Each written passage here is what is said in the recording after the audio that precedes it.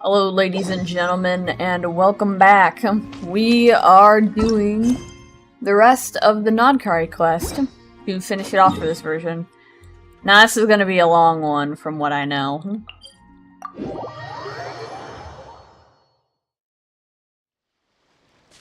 Rise with the sun!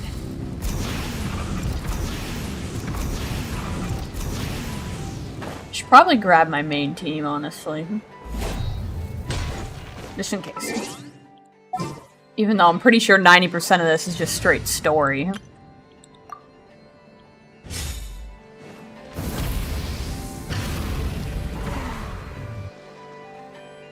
Oh, do you think the others are making good progress? Hope it's all going smoothly.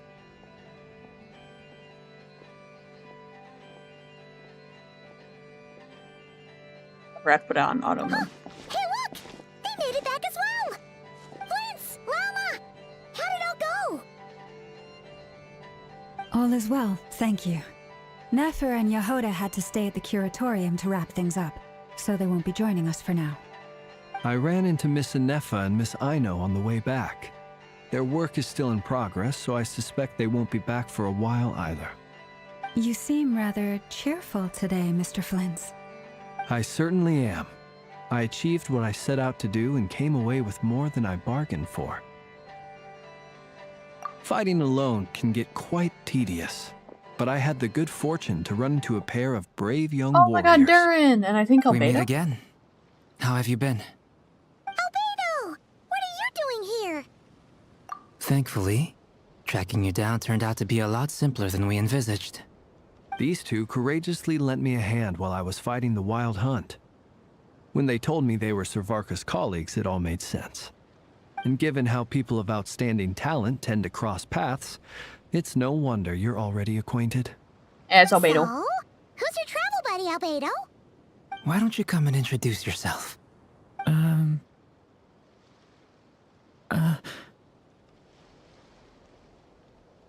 We need Durin. A gentleman of few words, I see, and a rather stern countenance. I presumed you were acquainted with him. Is that not the case? It's nice to meet you. Again. We've technically met before. Wait a sec! You're Mini Durin! That's right. It's me. I'm glad to see you again. I don't know how to By feel the about his way, voice. he says it's okay if you drop the mini. Yeah, I'm not as mini as I used to be. Interesting, isn't it? The first step towards blending into human society appears to be reflecting on whether one's name really reflects who they are. Wow! You look so different! In a good way, of course. It's great to see you looking so healthy. Thank you, Paimon. And although you're as mini as ever, I understand that diminutives don't always convey endearment. I'll be sure to simply call you Paimon as a sign of my great respect for you. Wow! You're such a smooth talker now. Paimon could get used to this. From now... Personally, I think our little Oops. Paimon is the perfect size. When people call her Little Paimon, it's just because she's so adorable that they can't help. You're absolutely right, Miss Lama. Oh my god, my Ford My brother still slapped has a the long goddamn road ahead skip of button. him when it comes to understanding human relationships. Anyway, speaking of long journeys, didn't Columbina, leave with you? How come she isn't back yet? She's been catching up with old friends. Wouldn't be surprised if she stopped for a cup of tea or 10 on the way back. Uh-oh. People are talking about me. Hope it's nothing negative. Oh.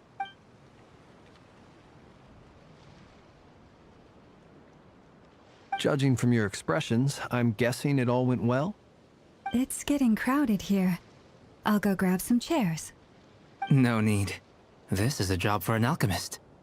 I'll whip some up momentarily. Thank you for your hospitality, ladies and gentlemen, but I was merely escorting my friends back. I'll be meeting Sandrone shortly, as we still have some things to discuss. It's been a pleasure, everyone. But this is where I'll say goodbye. We really appreciate your help. Oh, come on. Spare the formalities. I'm just glad I could help out some true friends. I understand. Well, bye for now, Harlequino.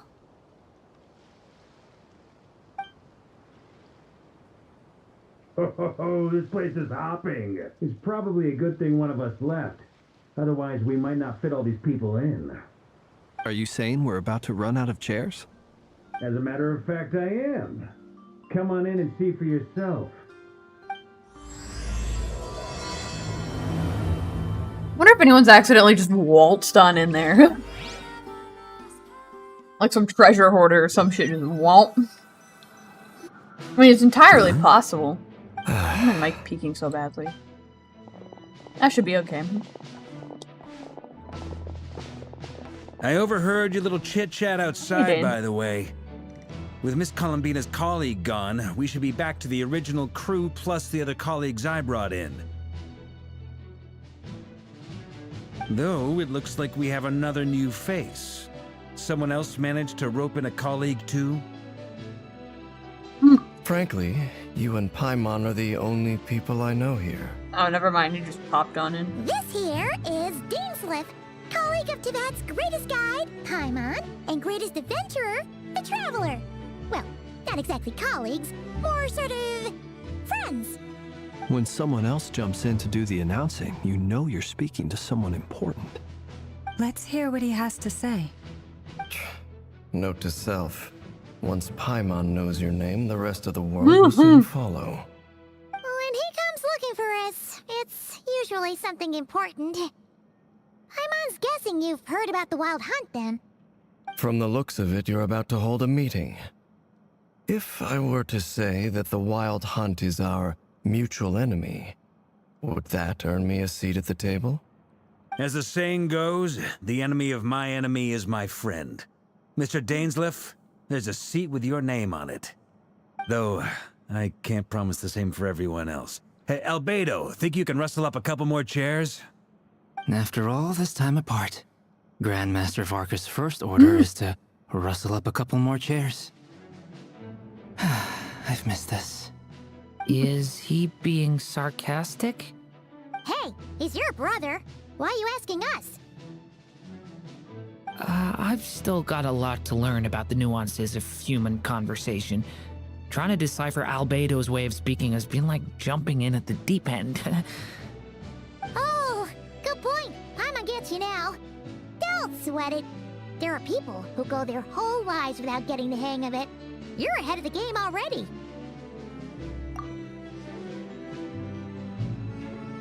I wonder what's taking Nefer so long. Perhaps you should go and check in with her. If anyone can hurry her along, it's you. I just got back from the curatorium. Besides, aren't you curious to see what's taking her so long? Miss Nefer doesn't strike me as the type to share secrets. And since gathering intel is her specialty, I'm guessing she'd prefer to keep her methods confidential. Under such circumstances, would it not be tactless for me to impose? Oh, but it's fine for me to impose. What can I say? You have an unrivaled ability to garner people's affection, Miss Moonchanter. Besides, you have far more in common with her than I do. All right, then. Impressive. She barely fought back at all. I admire your powers of persuasion, my friend. As I'm sure Miss Lauma will realize soon enough, the trick in life is to always pitch in with other people's responsibilities so that you can be selective with your own. Another trick is to simply hide in the background. Spoken like a true sage. Me for real. Anyway, looks like we've got some time to kill before the meeting. Let's take a little breather, folks. And feel free to chat amongst yourselves. We'll get down to business once the other two arrive.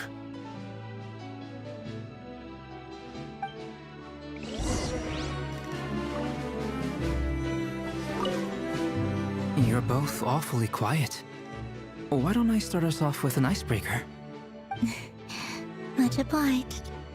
Have either of you ever had your portrait painted?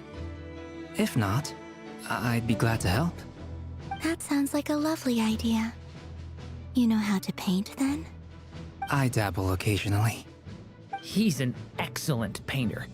Tables, chairs, people, dragons, you name it. He'll paint it for you. I'm flattered. If I ever get the chance, I'd like to give it a try myself. I'll bear that in mind. Anyway, how about you, Durin? What sort of portrait would you prefer? Oh, I'd be fine with anything. Whatever style feels best to you. Very well. Then I'll play it by ear. You can replicate any style I want? I can try. If you show me a sample, I'll do my best to match it. Thank you. In that case, I'll dig up some reference material for you. Must be nice. Is there something you'd like to say to me? Yeah! For starters, why'd you just show up here without even giving us a heads up? If you think back to our previous interactions, you may recall that that's hardly out of character for me. You do have a point there. Oh yeah! You'll need to find somewhere to stay the night too, right? Want to tag along with us? You never know. We might get a group discount. Sure, let's do that. Great! Paimon will handle it! And in return, we can get Dainslift to be our very own personal bodyguard. If that's what you had in mind, you should have said so sooner. I'd be happy to help. Oh, okay then. Paimon was only kidding, but good to know. Anyway, since we're all here together, we might as well watch each other's backs. That's just what friends do, right? Indeed. Yep. Thank you.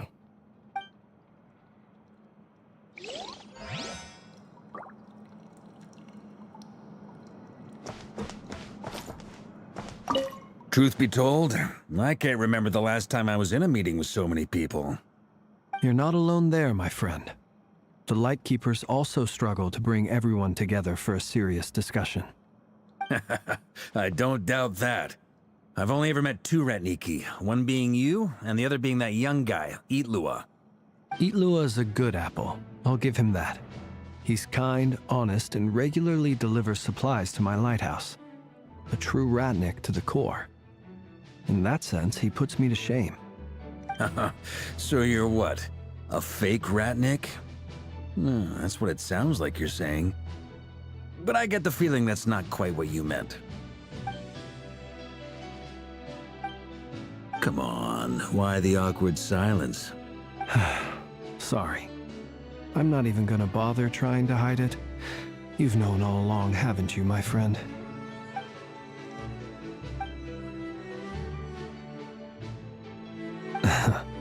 Now that was an awkward silence.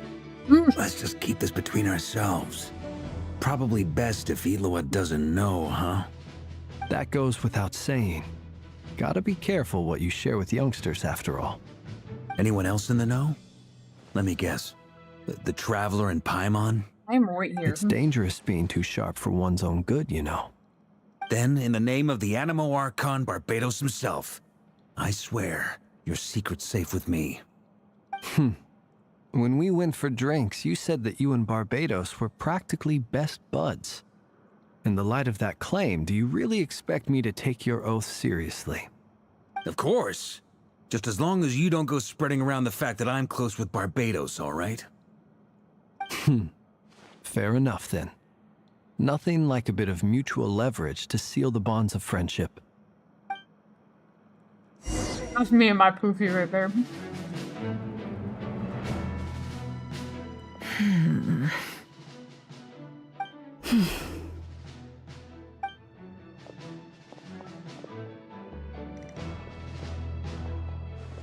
Ah, Miss Nefer. You made it after all. But what about Yehoda? I'm here to give you an update on how things are going on our end. Once this is over, I'll be heading straight back to continue my work. I left Yehoda back at the Curatorium to watch over things while I'm gone. Huh. So much for just this once.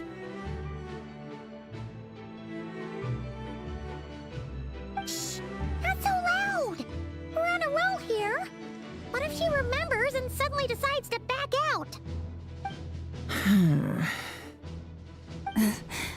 Did you say something, Mr. Varka? Huh? I didn't say anything. Right, Flints? Must have been a frog. They get so noisy around here at nighttime. It's like they're putting on a concert in the background. Anyway, before we begin, there's a few introductions to make. Let me start by saying that it's an honor to be speaking before so many distinguished colleagues and collaborators. First up, we have Miss Lauma. As Moon Chanter, she's the leader of the Frost Moon Scions, a local religious community in Krai. Then there's Miss Nefer, boss of the Curatorium of Secrets, an intel gatherer extraordinaire. Nefer is leading the investigation into Rerer's background, assisted by Yehoda and Lauma. From the little I've heard, they're making some great progress. Over here, we have Mr. Flints, a ratnik and guardian of the abandoned lighthouse. In our last operation, he courageously distracted the Wild Hunt to buy time for the rest of us. For those of you who've never met, this is Mr. Albedo, a renowned alchemist and captain of the Knights of Favonius investigation team. By his side is a new face for us all, myself included, Mr. Durin, who's come to lend his aid. Next up, we have the Moon Maiden and former Fatui Harbinger, Miss Columbina. Then we have the Traveler, who's earned more titles than I could possibly hope to list out, so I'll spare you the rundown. And Paimon, the ultimate travel companion and quite possibly the best guide in all of Tevat. Wow! That's a lot of people! Great turnout! Miss Nefer, it looks like you might have another job coming your way, so, congratulations on the booming business, I guess. You think I haven't got enough on my hands as it is? Who's looking for me now? That would be me, Miss Nefer. I have a commission for you. And you are? Who I am doesn't matter right now. What does matter is that I'd like you to gather more intelligence about the Recher of Solnari. Well, it's not as if we never take on anonymous commissions, but in your case, I'll have to decline. I'm gonna take a wild guess and say your job's probably more hassle than it's worth. Something about you seems like bad news. It's my eyes, isn't it? Conrian, I assume. And what's with the mask? Are you trying to hide your identity? In any case, the fact that you're even still alive raises an awful lot of questions for me. My name is Dainsleif. And yes, I am from Conria. As I'm sure you're aware, the Recher of Solnari's real name is Rerir. He was once an acquaintance of mine. Really? Then you must have been quite an influential figure yourself. You flatter me, but none of that matters anymore. My point was simply to clarify why I have asked Miss Nefer to investigate Rerir's background. So you're both from Conria, and it sounds like you used to be friends? What am I missing here? Surely you already know how he became one of the Five Sinners. I'll tell you everything I know. The history of Conria, the names and identities of the Five Sinners. I remember it all like it was yesterday. I have never spoken openly of this before. But the truth was exactly as people say. The Five Sinners were each driven by their own desires, and it was by playing upon these that the Abyss tempted them to their fall, tearing Conria apart in the process. The visionary, Vedifenir, who wished to foretell the future. The wise, Haroptatir, who sought limitless knowledge. Gold, Rhindaughter, who desired to create life. The foul, Surtologi, who pursued supreme strength. And last, but not least, Recher of Solnari, Rerir, Ravager of the Moon. Of the five, Rerir is the only one who remains a mystery to me. He never harbored grand ambitions. So what changed in the space of a single night? How did he come to fall like the others? In other words, you're saying that his change came as a shock to you, and you have no idea what actually happened? That's right. You mentioned how the Abyss tempted them, which led to their fall. But what did that look like in practice? And what other context can you give me about the events of that time? The more detail you can give me, the better. Strangely, now that it comes to it, I hardly know where to begin. The fateful night took place during the era of the Eclipse Dynasty. One day, my elder brother, the visionary, Vedifenir, was summoned to the palace by the Vinster King, only for the king to gouge out his eyes and cast him into the dungeons. When I came to hear of this, my fury knew no bounds. I gathered together every ally I thought I had, and together, we set a night to storm the palace and free Ved. Centuries on, the memories of that night still haunt me like a never-ending nightmare. We broke through the palace gates, just like we had planned, each striking towards our separate targets. But then, I was betrayed. Even Vedifenir, the very person I had come to rescue, abandoned me and partook of the Abyss's power. So, it's personal after all. Then tell me, Mr. Dainsleif, what price are you willing to pay? You, of all people, must know that nothing comes for free. I cannot say what price would be worthy of such a commission. But know this. Rerir was not always a madman.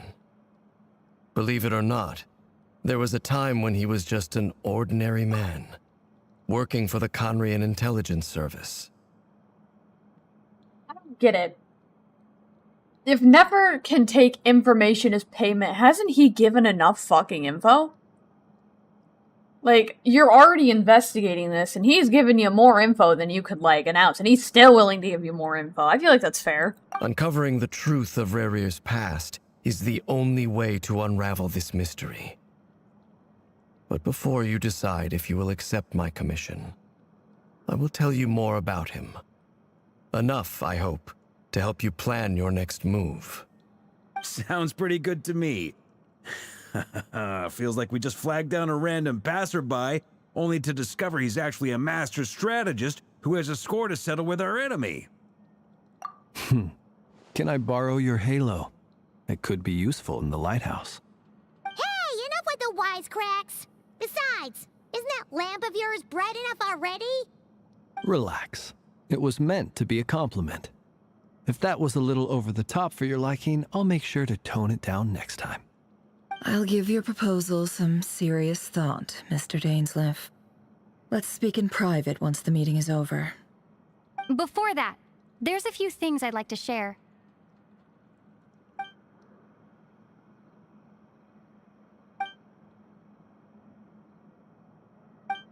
Now that we've united the hearts of the three moons, your power should be greatly enhanced.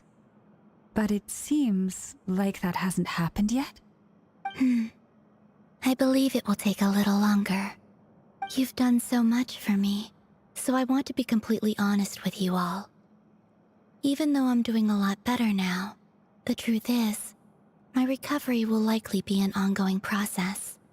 From the moment I was born, my power has been slowly ebbing away.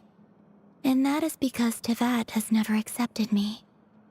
Even with the moons united as one, it seems my rejection cannot be undone. So far, I have yet to find a solution. It may turn out to be a problem that will plague me until the day I finally leave this place behind. Even so, I will do everything in my power to help you drive out the Rerir of Solnari. As Arlecchino put it, this is not about chasing the spoils of victory. It's just a gesture of heartfelt gratitude. Kutar.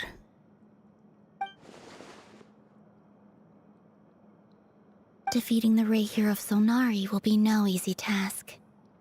While my strength slowly recovers, we'll also need to gather more intel. Naturally. We should take all the help we can get if we hope to defeat him.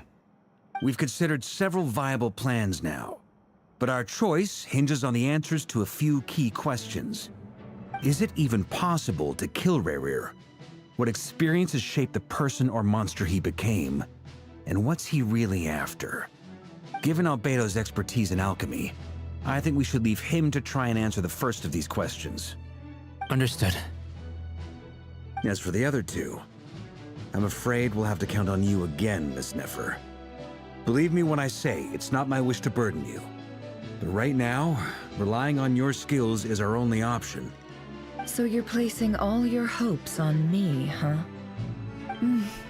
We can't thank you enough for agreeing to help us. Honestly, I can hardly believe how lucky we are. You sure have a talent for changing your tune, Miss Moonchanter. Timid like Yehoda one moment, then flinches insincere flattery the next. Ladies, Your flattery. please. I must object to your portrayal of me. That's all. Feel free to keep bickering. Just pretend I'm not here. I almost don't want to leave this room. I'm curious to see how this plays out. I have faith in you, Miss Nefer. Something tells me you'll stand by us until the very end. Oh? And what makes you so sure of that? What if I suddenly decide that my compensation is insufficient? This isn't about the money. I can sense that you've got a deep-seated distaste for burrrr. And knowing you, that alone is motive enough. Look at them getting along so well. Like two peas in a pod. And I'm the one they accuse of insincere flattery. There is no justice. Miss Lauma, you have to understand something. Unlike you, I don't actually enjoy having everyone's hopes on my shoulders. Is that right? Well, maybe the fact that I'm willing to put my hopes in other people says more about me than you. But the fact is, I also trust you. And that's because I know that you're someone we can count on. Anyway, we've got our plan, so let's get moving. Mr. Dainsleif, let's talk. And Traveler, once we're finished, if you've nothing else planned, I'd like you to come with me. This whole experience is teaching me a lot. For instance, I now know that when other issues come up in the future, I'll have far more luck getting Lauma to convince Miss Nefer than trying to do it myself. Hate to say it, friend, but that's one of the funniest things I've heard in a while. Why? You think I've got it wrong? Quite the opposite. But what makes it so hilarious is how long it's taken you to realize.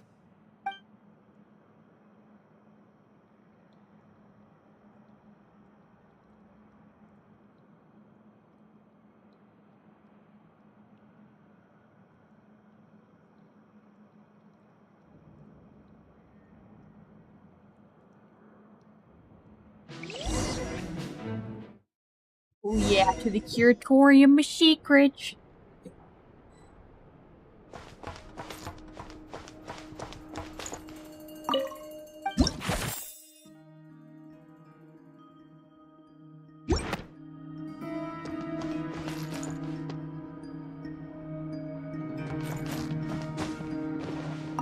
Knock, knock. Knock, knock. Well, there's nothing to knock on, but you get the point. Thank you for waiting. That's okay. We actually used the time to help Dainsleif get a room at the hotel. That's very considerate of you. Now, I trust you share my curiosity about burrrr's past, and you seem fairly familiar with Mr. Dainsleif already. We spoke at some length after the meeting. He was the one who suggested I should invite you to join this operation. He feels confident that these secrets will be safe with you. Dane has a lot of faith in us, that's for sure. Likewise. I appreciate that you got right on board without interrogating me about why I invited you. It shows that you trust me to explain everything in due course. That's because we know what you're capable of. We appreciate you too, Nefer. You might have been forced to help in the beginning, but this time, it was your choice. That's one way to put it. Another is this, that once a decision's been made, it's set in stone. My only goal is to see it through. Alright, so here's how it is. I'm going to access Rerir's thoughts again using my confidential method. Now, I'm sure you've seen things like this before on your travels, so you're surely well aware of how dangerous it can be. The reason I've gathered you all here is to ensure my safety during the proceedings. I plan for us to enter the fragment of his consciousness together, and once inside, I will focus on searching for information. Think of this as a diving expedition into someone's brain.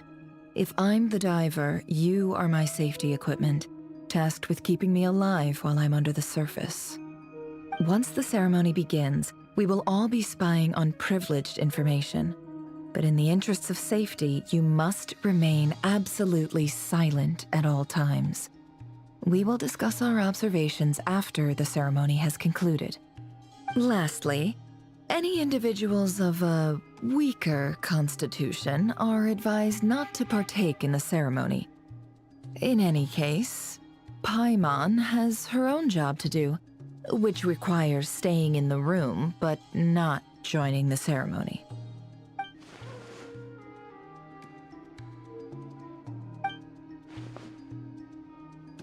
Well, good luck, everyone!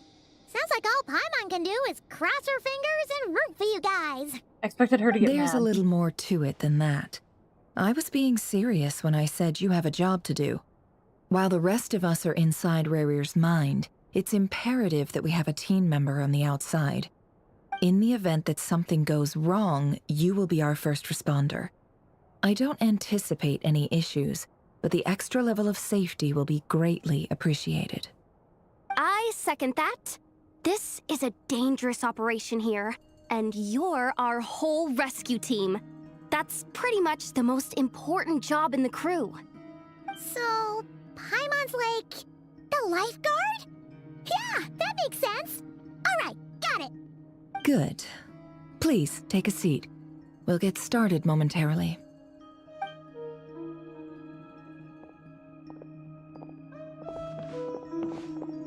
So, did Mr. Dainsleif tell you anything else? He told me that he believes Rerir kept some big secrets in his life. He's not sure that they were the cause of his eventual downfall, but he's asked me to uncover what those secrets were all the same. But surely you're not planning to go through with this, no matter the cost. If you think that, you'd be overestimating me. I'm a businesswoman, not a mercenary. But I do have my own professional reasons for taking this job. You think I'd turn down the opportunity to get a first-hand glimpse into Conrian history? No chance. Well, as long as you don't let morbid curiosity get in the way of safety concerns, we're good. We'll do whatever we can to help you. You're such a killjoy.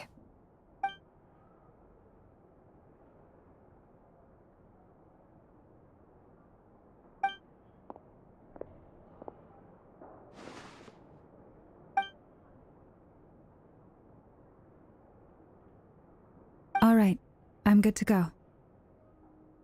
All set over here, too. Promise, Paimon, you'll be extra careful. All right. Let your whole body relax. We're about to begin. Close your eyes.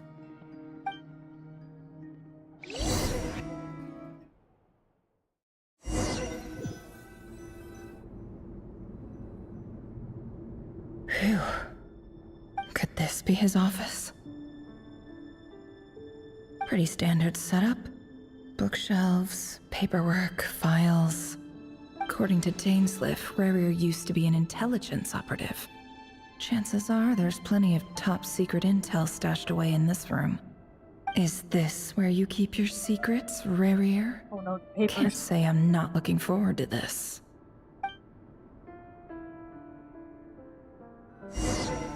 Oh no, the papers. He looks even gloomier than last time. I wonder what's changed.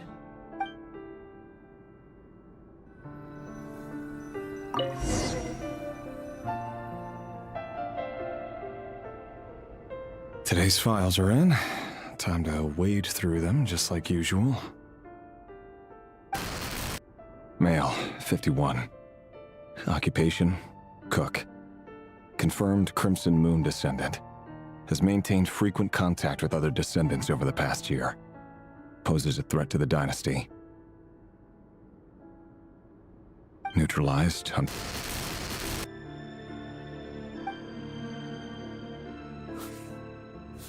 This one should be archived under purged targets.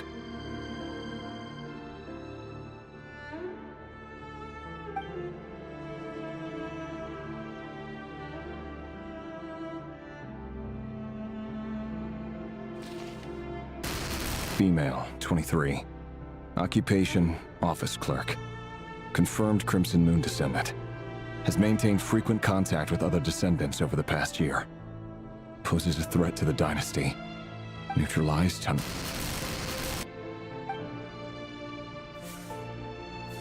Another one for purged targets. Sounds like she was that other man's daughter. Never mind. What's it got to do with me? Isn't that the pen from the domain? Male, 40. Occupation, teacher. Confirmed Crimson Moon descendant.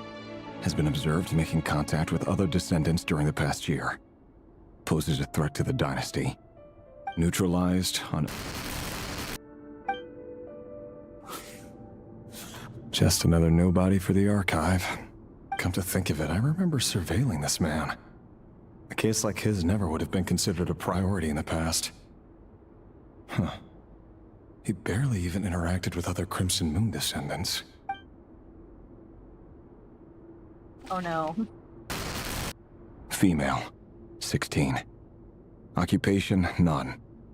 Orphan and confirmed Crimson Moon descendant. Has been observed making contact with other descendants during the past year. Poses a threat to the dynasty. Neutralized on... Filed. I have no recollection of this girl. None whatsoever. She doesn't seem to be anyone important, but then again, how many of them really are?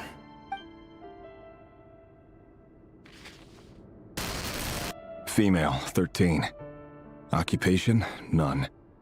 Orphan and confirmed Crimson Moon descendant. Has been observed making contact with other descendants during the past year. Poses a threat to the dynasty. Neutralized on... Filed. Younger and younger.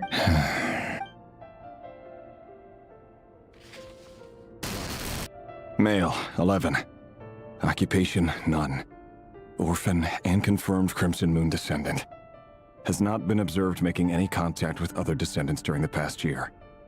Poses a threat to the dynasty. Neutralized and...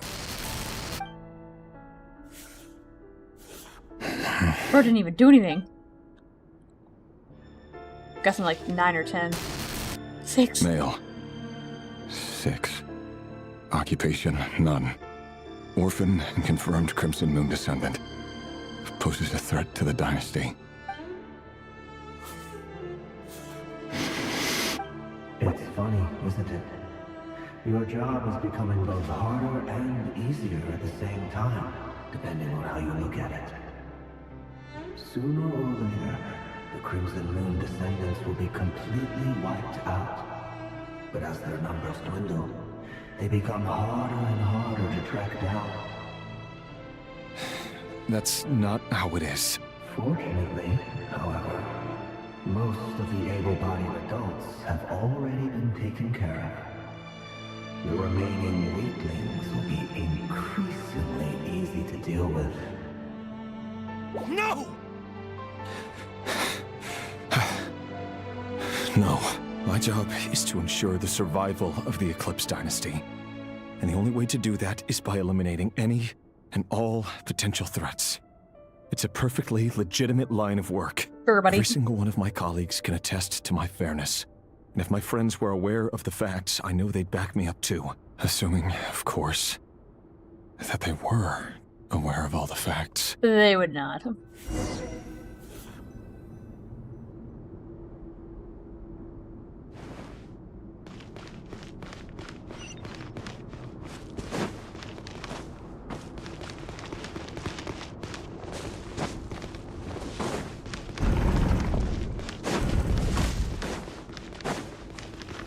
Knock, knock. Mr. Vedifalnir, it's been quite some time since we last met. Rerir, I trust you're here because you have something important to discuss. Forgive me. I wasn't tuning out, it's just, I noticed you didn't even phrase that as a question. As if you knew I was coming. Tell me, does someone in your position ever feel the need to ask questions at all? It is indeed within my power to foresee certain things. Things like your arrival. I was just thinking. It won't be long before I'll be inviting both you and Dane to my wedding. That isn't a lie, but nor is it a fact as such. It's a wish, isn't it? No fooling a prophet, is there? Ever since that day we met for drinks, I knew it was only a matter of time before you came looking for me. Does it feel good? Knowing how the future will unfold. I'm afraid the notions of good and bad fail to capture the complexity of what such a power entails. Once you've seen what will come to pass, it can be all too easy to succumb to fear and melancholy. Unless, of course, you learn to abandon these feelings.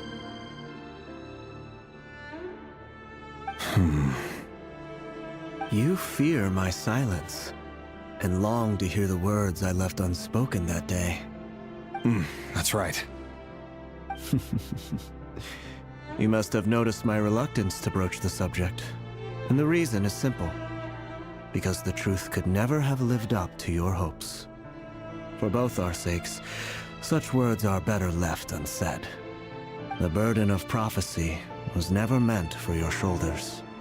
So who exactly do you deem worthy to hear your prophecies? None but our exalted king? Or rather, our king as he once was. You're closer to his majesty than I am. You must know better than anyone how much he's changed. You say that as though it is to my benefit. Yet precisely because of that, I dare not speak rashly.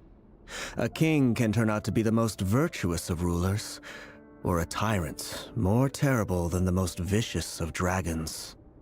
You are so wise and far-sighted, yet still you would have me live in fear of the unknown? You make a fair point. Especially given my silence alone was all it took to send you spiraling downwards. Very well then. Let me offer you some advice. And I say this not as a prophet or a visionary, but simply as the brother of your friend. For many reasons, there is very little chance of your marriage ending in happiness. If happiness is what you seek, you should find another fiancé.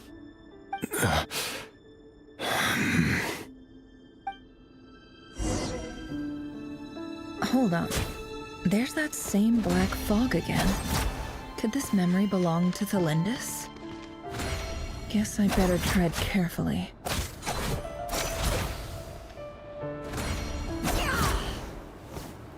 What does her charge attack even do? Okay then. Wait. Hear me out.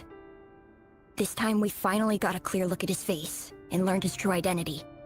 His name is Rerir, and he claims to be one of the king's guards. What did you say? A cruel irony, isn't it? The man you're set to marry leads a double life as a brutal executioner.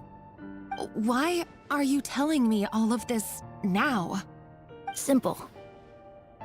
It's because I want you to kill him. You are the only person he would never suspect. No, absolutely not.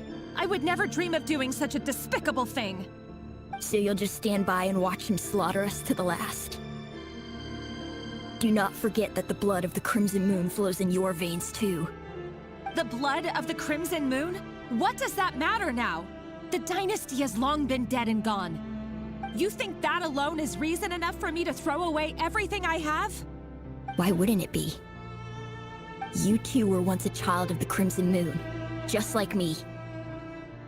Don't tell me you've never felt so much as a flicker of fury for the way we were trampled into the dust.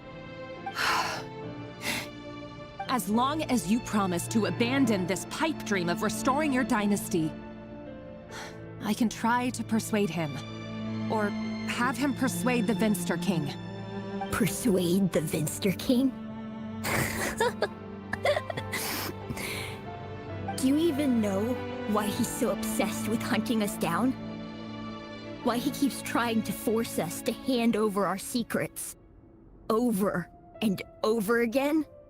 Or why we refuse to give up on restoring the dynasty? The Vinster King. A blind fool. His eyes clouded by powers from beyond this world. A petty little man with a miser's heart. And he dares to sit upon the throne? Mark my words. Sooner or later, Conria will fall. And it will be his doing. If you can't bring yourself to do it, so be it. Just you watch.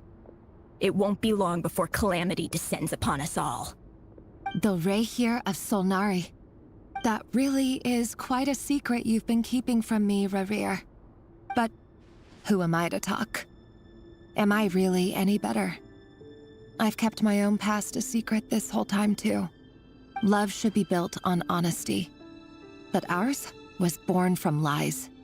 And yet,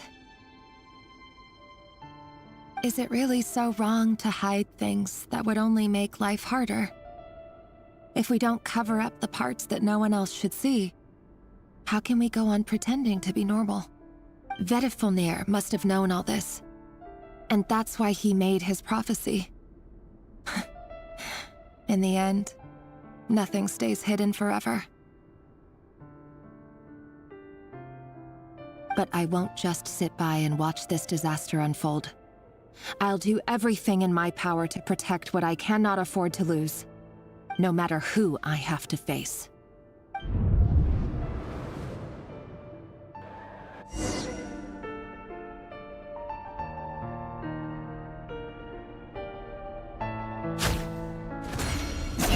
Huh? Was that Rerir who just walked past the window? Doesn't it give you the chills that he still takes the same road to work every day? As if nothing ever happened. Those people at the deli. Enough already. They're clearly pretty taken by their own disguises, so just smile and play along. Pull the rug from under beasts like that, and you'll risk having your throat torn out. Deli? Huh. They're talking about those people from the opposition. Right. I'd almost forgotten they used to run a deli. People of no consequence always vanish so easily. And no one even remembers them.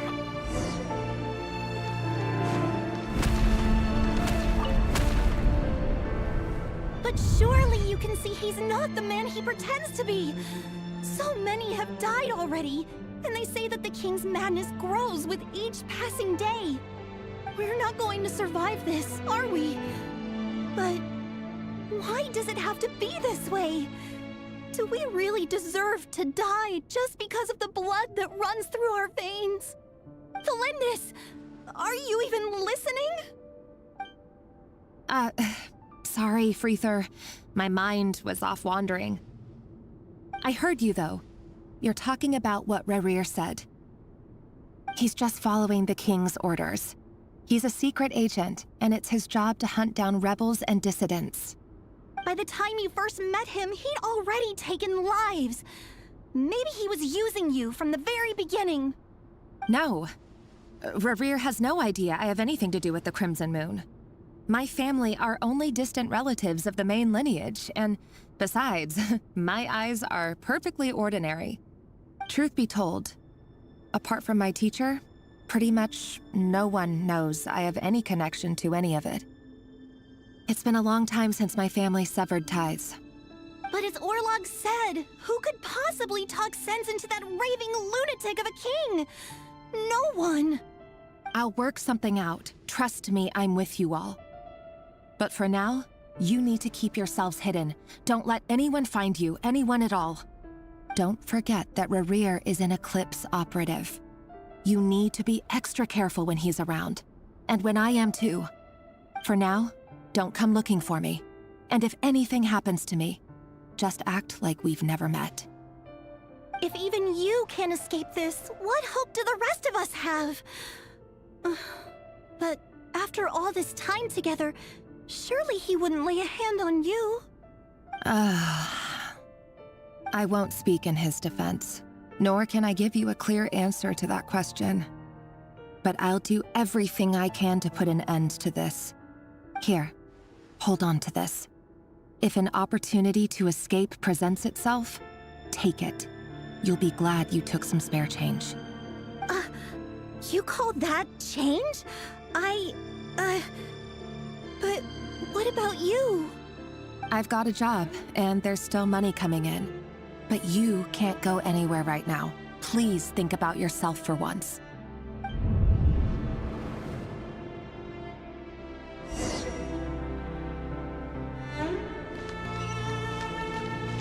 Oh, I do have to go this way. Is this open? It does. I'm so confused, like, where the fuck am I going? Knock knock! Another day, another round of assassination training. Training ground is just beyond this hidden passageway. When you kill a person, doesn't it bother you and end up covered in their blood?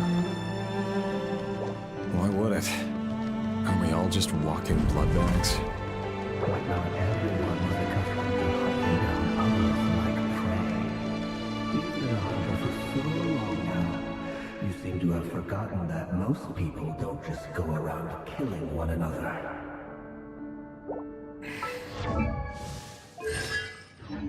Leave me alone. No more lies. Make sure you have a firm grip on the handle. Then choose your angle well. Keep your movements light and brisk. Hopefully won't sense a thing. I doubt that. I'll bet no one's ever died a quiet death as your I work clean. No traces.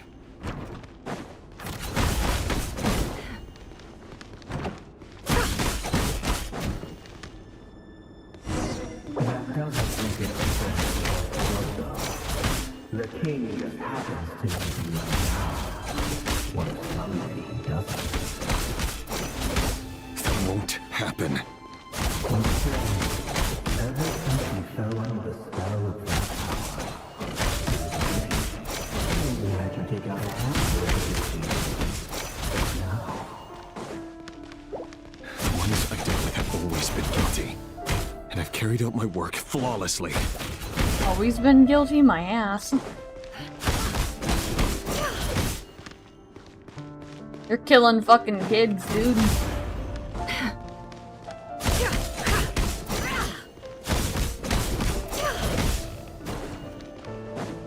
Can't hide the truth. You know why was it because you didn't trust me? Or something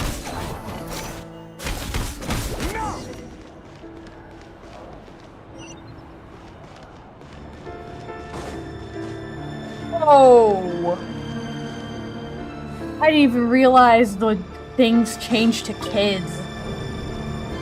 Delindis, do you still remember Orlog? Orlog. The boy who was pretending to sell flowers. You spoke for quite a while, didn't you? Yes, we did. What about him? He was arrested 2 days ago. Chances are he's already dead. He...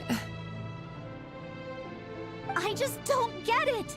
After everything he's done, why do you still stand by him? Or does it mean nothing to you that people keep dying? No, that's not... Just hear me out. I need to go now, Thelindis. They're looking for us. You take care too. If you ever need a place to hide, come find us.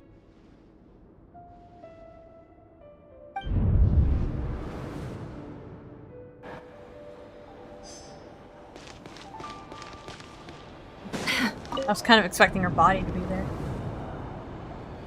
Author Thelindis. Over the course of this week, the research object was subjected to interference for a total of 47 hours for experimental purposes. The results are as follows. All subjects of observation that were sent inside have now... The situation within is proving more problematic than anticipated. No progress whatsoever. What now? Won't you give me even a glimmer of hope? Things are getting worse by the day. I have to find a way or we'll all be in danger. But I... If all this research comes to nothing, what then? Sooner or later, it'll be my neck on the line. But could he really bring himself to kill me? No. Surely he wouldn't have the heart.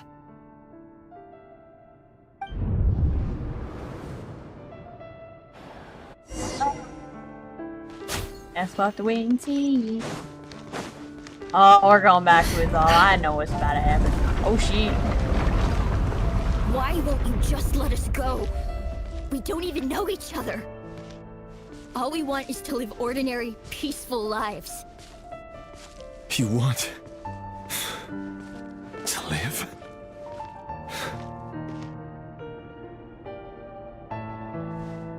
Yes. I just want to go on living. Is that really such an unforgivable crime?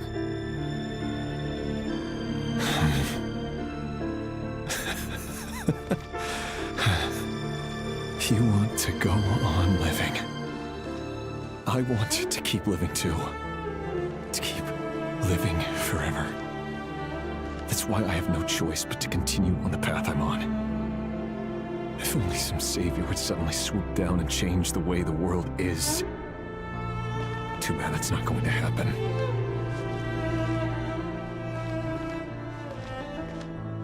It's a shame. She doesn't have the thing she got from Dory on her neck. Imagine that. If there really were such a person, you and I wouldn't be standing here like this, would we? Ah, damn. Hope you're ready, buddy. Today's files are in. Time to wade through them just like usual. No, I don't get tired of it. It's my job. And not only am I lucky to have it, I'm good at it too.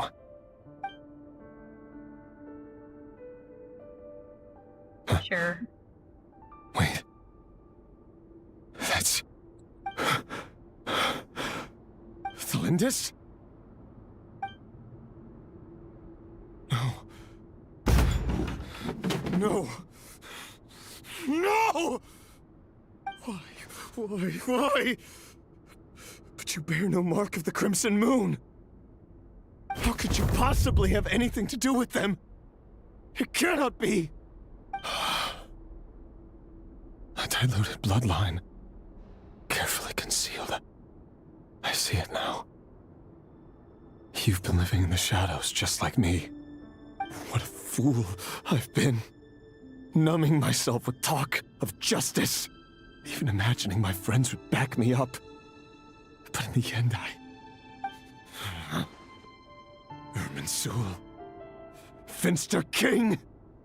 How far are you going to take this? From the direct bloodline to secondary offshoots? And then what? Today it's the descendants of the Crimson Moon. Who will it be tomorrow? Will you not rest until everyone down here is dead? No. This cannot go on. This is where it ends.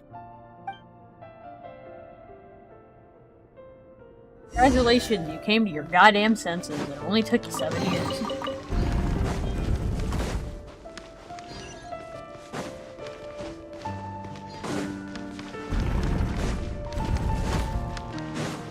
Oh boy. We're gonna have like a special meeting, aren't they? You're really letting me go? I am. As long as you can guarantee that no one will find you. Don't worry, I'll be extra careful. No one will know I was here. But what about you? Me? If you let me go, you won't be able to complete your mission, will you? Good point. In that case, maybe you should stay. No, please! I just want to see the outside world again. To... Go on living? Yes. I know you're a man of your word. So please, just let me go. If I let you leave, what will become of me? You're gonna kill one of the Lindis' buddies? Just kidding. Go, now. But remember, don't let anyone know you were caught. We'll be seeing each other again very soon if you do. Unlike hell. Even shadows in the dark must live by a code. But you can't save everyone. You've been whispering in my ear for days now, Vedifalnir. What are you trying to do? Break me down? I only say this because you long for an answer to your problems. Let her go, Rerir, or you risk losing everything. I will not abandon the Lindis. Then you'll need a little more vigilance and a lot more power. The world is changing, Rerir. Keep your eyes peeled for your moment of opportunity. That voice used to be so unclear. But now I know exactly whose it is. It's Vedifalnir. He won't tell me how to actually resolve any of this, but he keeps trying to manipulate me like a puppet. What's his game here? Tell me then. What will this moment of opportunity look like? And no answer. He's like a ghost. Always disturbing me when I'm on edge, but never answering when I need him most. So, the Eclipse Dynasty was purging, well, massacring the descendants of the Crimson Moon. And it seems like it was all connected to the Vinster King's research. The King's obsession with abyssal power left the future of Conria hanging in the balance. No wonder every aspect of Rerir's life was so unstable.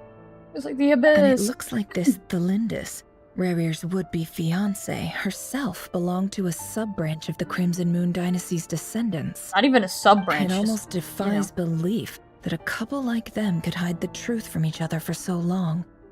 If the Vinster King hadn't intervened in such a drastic way, they might have gone on deceiving each other for the rest of their lives. And why does Vedifalnir, Daneslif's older brother, keep talking in Rerir's head? This guy kept more secrets than I ever imagined. Hey, the thing on her... the Dory thing is back. The human mind is like a vast desert of shifting sands. When you follow the flow of someone's memories, you only ever see the parts they're willing to let surface. Time for something a bit more creative. We've been inside Rerir's mind this whole time, building up a picture of his psyche. There's already enough clues on the board to start reading between the lines and mapping out the rest. Now, we can finally begin to put the pieces together. Sure, it'll only be a reconstruction, part simulation, part reasoning, but it's usually pretty accurate. Once we've built up a cognitive profile, we just need to cross-check the logic behind his actions. And then we'll be able to take a sneak peek at whatever it is that Rerir has really been hiding.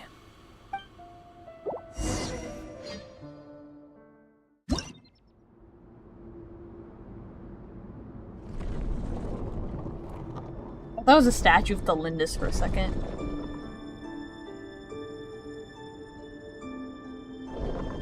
Ruru, are you there?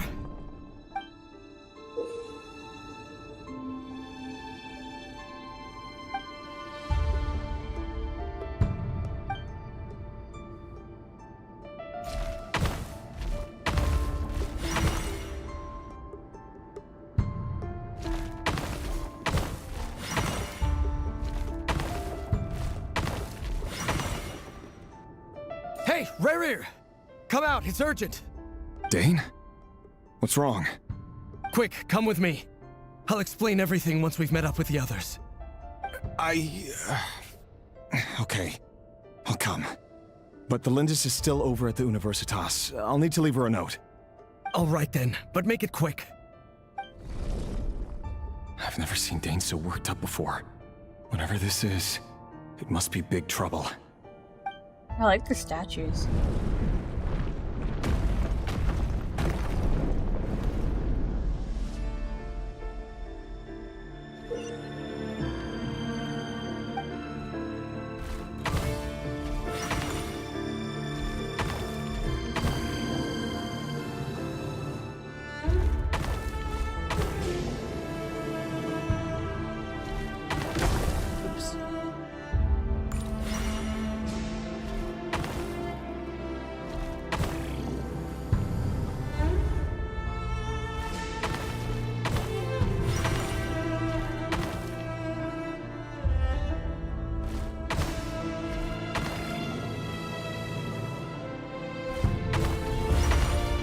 So great at this.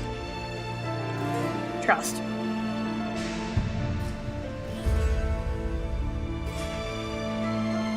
Well, this is a nice change, meeting you all at this hour. When men and women of ambition can speak face to face in broad daylight, I say that's a big step forward for our dear Conria. Don't be ridiculous. We do not fear the day. Why would we seek refuge in the night? You might ask your blade that same question. I'm told it prefers the cover of darkness. The word on the street is that Sertologi only strikes when he has an unfair advantage. But that is patently false. I see you're missing an arm and a leg. Surely only a fair fight could explain that. If this is your way of offering me replacement limbs, believe me, I'll take them. Oh, we can certainly discuss that. With bioalchemy, anything is possible. Assuming I have your full support in my research.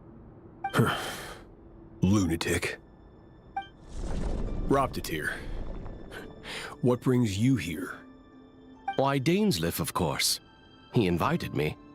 Please, cast aside your apprehensions, Miss Rhindaughter.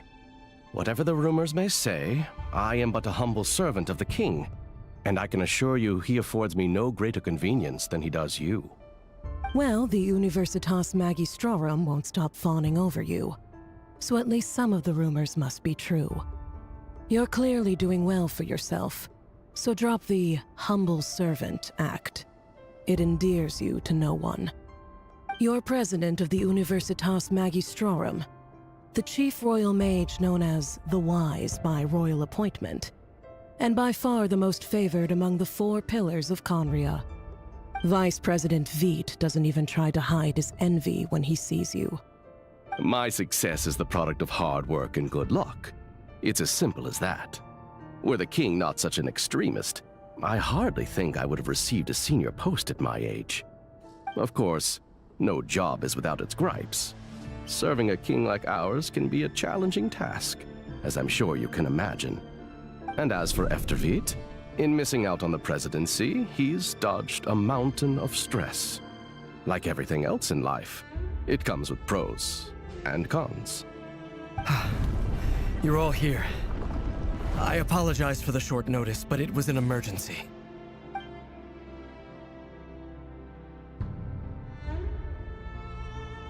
You must be Rerir.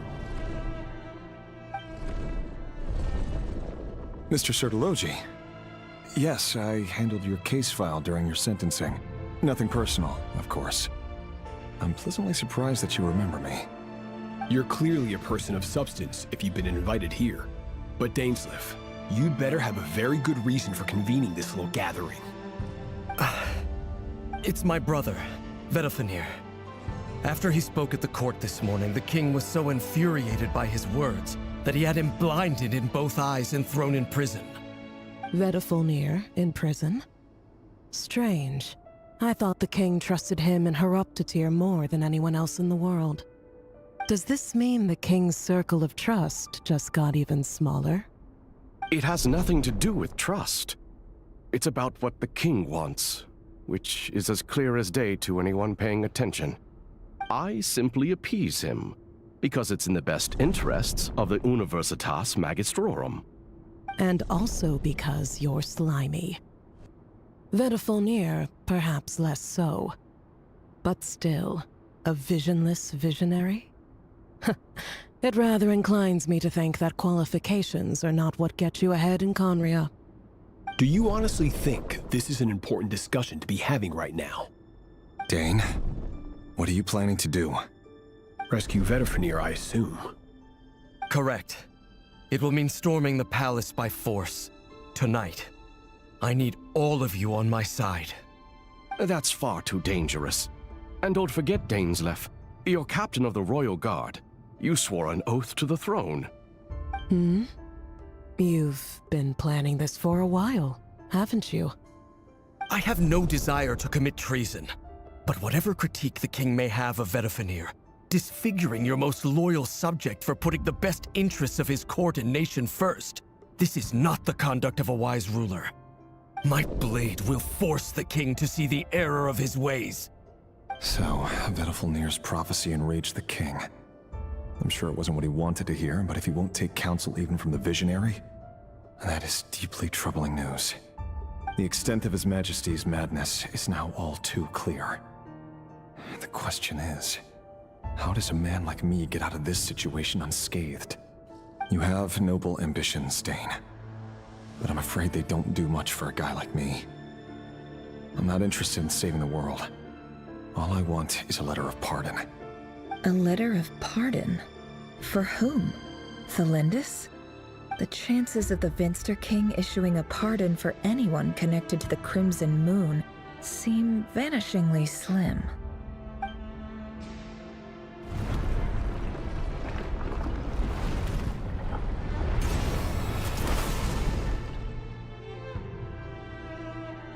Oh boy. This black fog over the board must have some connection to Thelindis. But why is it taking this form? Does it have something to do with Revir's past? Another mystery I'll need to unravel. Oh, let's hope I don't cook this.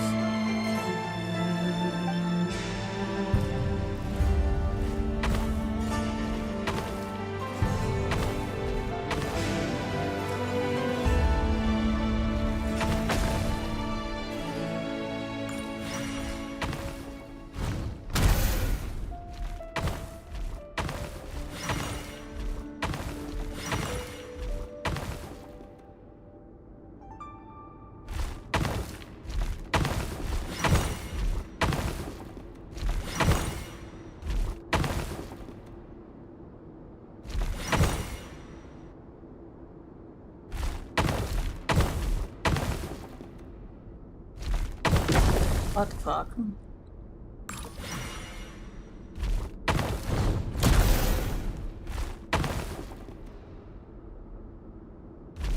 Oh, I think I have an idea.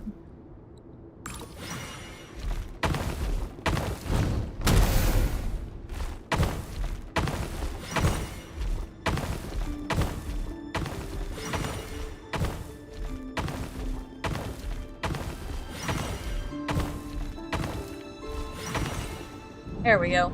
Maybe not the way that was supposed to be done, but, you know. Author Thelindis. Over the course of this week, the research object was subjected to interference for a total of 60 hours for experimental purposes. The results are as follows. Research dating back to the Crimson Moon dynasty has established 2 points regarding moon marrow. Firstly, its origins have something to do with a god's power. Secondly, it serves as a portal to an as-yet indeterminate location. Moon marrow can thus be defined as a spatial gateway, However, there are a number of hurdles to overcome before we can answer the question of where it leads to. To start with, opening the gateway requires a specific power source, which the relevant literature indicates. An enormous amount of power is then required to keep the gate open. Currently, the total power output of our instruments remains in the single digits. To make matters worse, I am now the only staff member remaining in the Moon Marrow lab. The Universitas Magistrorum recently decided to move most of its personnel into abyssal energy research, which has stymied all Crimson Moon-related projects. This is not a wise move. I have always maintained that placing all our hopes in a single source of power is risky, especially one as poorly understood as this. As well as making ourselves overly reliant on a single resource, we are neglecting other promising technologies. I apologize if this comes across as disrespectful, but as a Moon Marrow researcher, I desperately want to see the world beyond the gateway. If we really made it there one day, what would we find? And how would we go about taming the unknown? My imagination is endlessly fueled by questions such as these. I wonder if that Moon Marrow that was talking was her.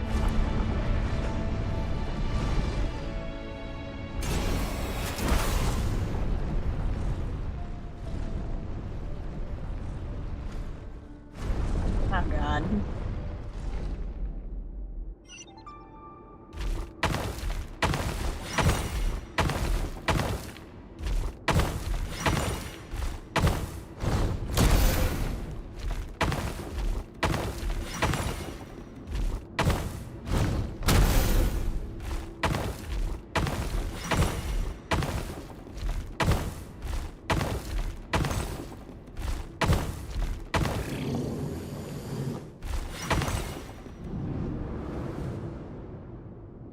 This is for you. I heard you're gonna leave the city with your parents. The Lindis, did you hear about what happened? I've heard nothing. Rerir got back very late last Friday, and he was acting a little unusual, but he slept pretty well, so I'm guessing whatever he did was a good deed. You never saw him, and I don't know what he did. And this conversation never happened. You understand? What if he finds out that you pried into his secrets? Don't be silly. I don't know what secrets he does or doesn't have. All I know is he's just a normal guy who happens to run some errands for the king. Are you scared of him? Of course. I don't know. The Rerir I know doesn't match the person you all describe. Logically, I should be scared of him. And yet, I don't want to lose him. But enough about that.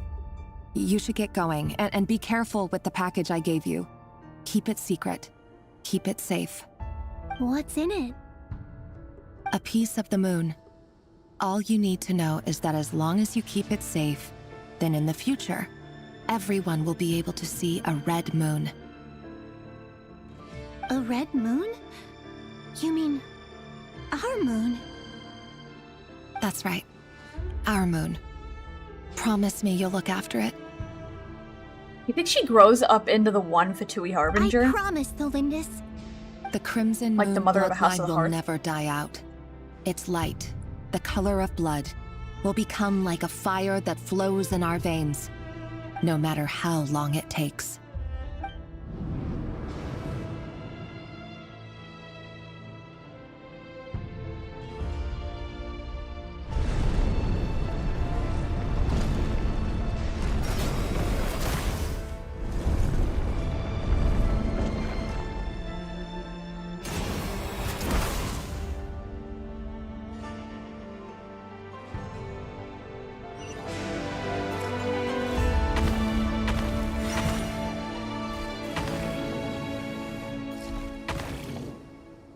Oh, I can't go back.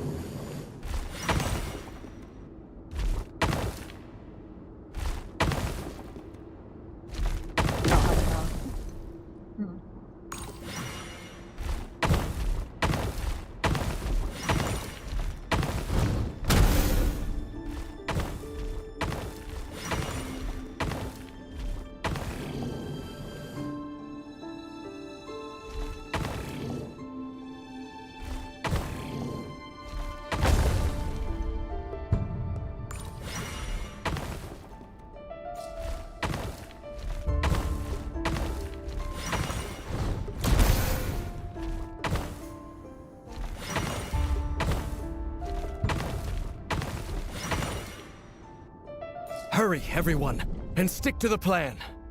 Sir Dainsleif, what are you? Is this treason? You know what happens to those who betray the throne. Please, don't do this! It is the king himself who has betrayed the throne. He has betrayed all of Khaenri'ah. If you have any love left for justice in your heart, you should join me. It's showtime. Dane and his group will handle the troops in the palace. Then Hraptatyr and Rheindater will disarm the security measures. My job is to enter the prison and rescue Vedifalnir. Stay safe. Wish me luck. Look after my brother. Draw your blade. It is time for justice to prevail.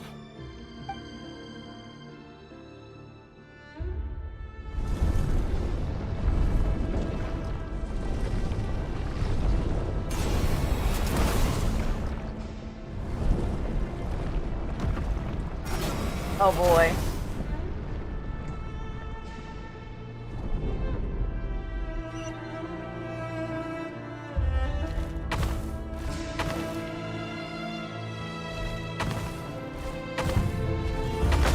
Where am I going?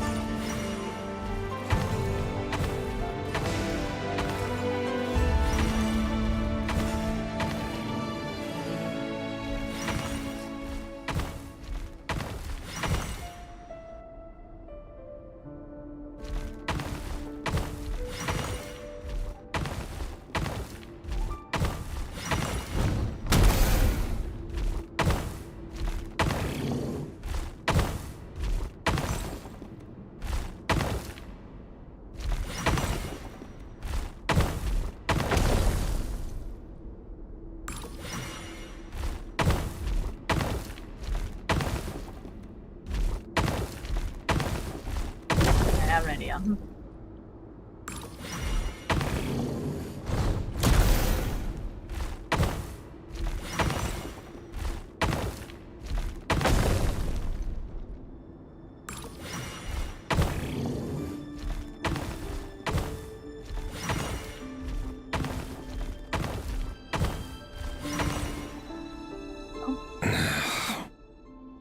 This place is filthy.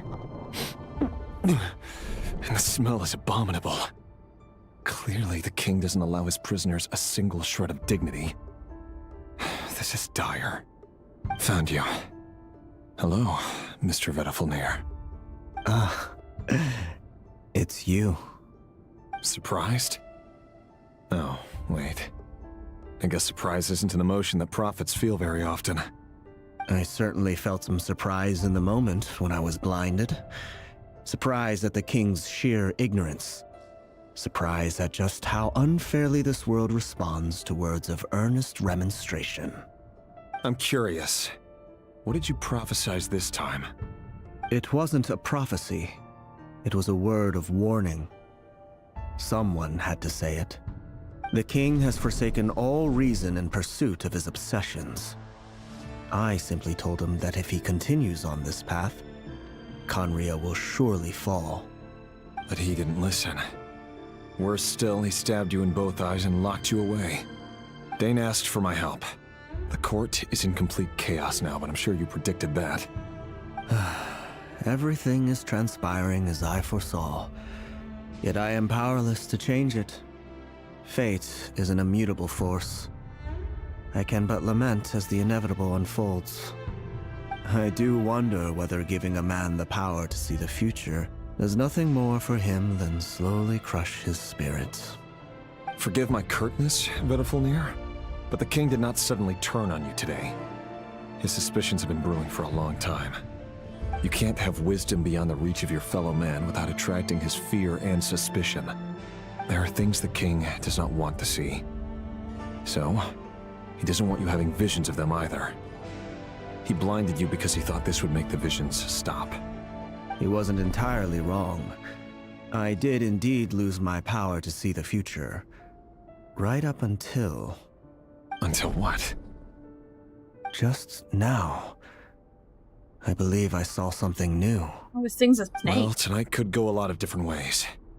5 of us banded together to storm the palace, also we could rescue you. This will go down as the most tumultuous day in Conrian history. I sense hatred in you, but also hope. A desperate hope that with the tyrant deposed, that will be the end of the story. But this is not the end. It is the beginning of a new chapter, in a whole new story. There are many men of honor and courage in this world, Rerir. But you are not one of them. You're not here for justice, are you? You're here for yourself. Is that a dagger? Interesting. Why not the polearm? It was always your weapon of choice. With your abilities, I don't doubt that you were able to recover some of your sight. But I also doubt that you want to make an enemy of me right now. Of course not. We're on the same side, aren't we? We could be. But I need you to be honest with me, Vedafilnir. At this point, you're my only hope for the future. You mean your future? With your beloved, Felindis? Yes. And I know there are bigger things at stake here. A dynasty, a nation, maybe the entire world. But forgive me, I care first and foremost about myself. I can't abandon the one I love to save myself. I just can't do it. But you see a broader picture of the future than I. You see the solutions to the biggest problems of our age. So tell me, what is my solution? What's the answer? In matters of fate, answers are either right or wrong. What will be and what will not. Maybe you are willing to pay a certain price in the pursuit of happiness, but unfortunately, fate does not negotiate. That is the cruelest thing about fate. It is unmoved by your sacrifices. That can't be true. I know it's your voice that I keep hearing in my head, urging me to see how the world is changing, to seek more power, so I can protect the things I love. You show me disaster, but you won't show me how to avoid it? Why? Why are you doing all this? My voice. In your head.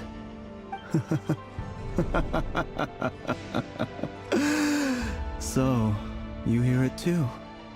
The voice that steals your mind, gains your trust, and drives you crazy. It turns out that we are not so different, you and I. Vedafilnir just broke into the strangest smile I've ever seen in my life, as if he'd discovered some monumental secret. But then he suddenly switched to looking extremely weary. Very well then. My advice to you is as follows. You must persevere. Whatever trials and tribulations you may face, be steadfast in the belief that they are your path to the future. For as long as you live, your story with Felindis shall not come to an end. That is the only chance you have of fighting back against fate. It is up to you whether you believe my words. Regardless, that is all I will say on the matter. I have no right to intervene any further. I will hold you to your word. Thank you for setting me free. In return, I will tell you one more thing that you cannot afford to ignore. Just then, a strange wave of energy rippled through the city. We had no idea what it could mean. If I were you, I would head to the Universitas Magistrorum. The Universitas? Oh no! I'm sure we'll be seeing each other again very soon, Rerir. Whatever Vedafilnir said, I didn't catch it. I didn't even help him out of the prison. There was no time to lose.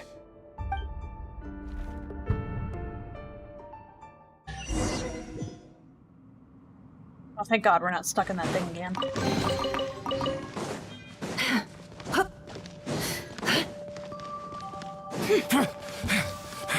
Monsters? Just the this what my daughter's doing? By the Universitas Magistrorum. Out of my way! It all adds up.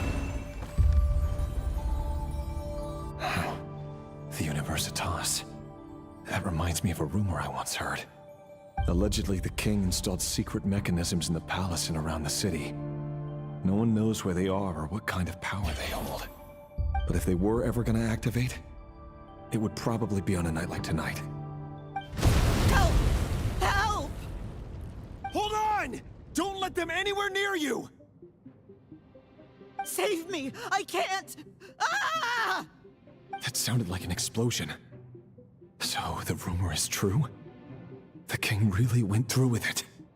What other means does the king have at his disposal? They must run on power from the Abyss. And given it's a major center of Abyss research, anyone over at the Universitas will be in grave danger. I have to hurry!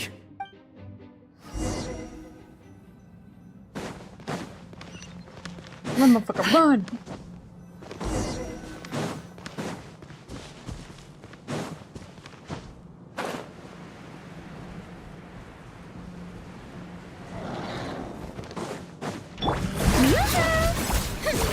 Quietly now. No more lies. It all adds up. The deception ends here.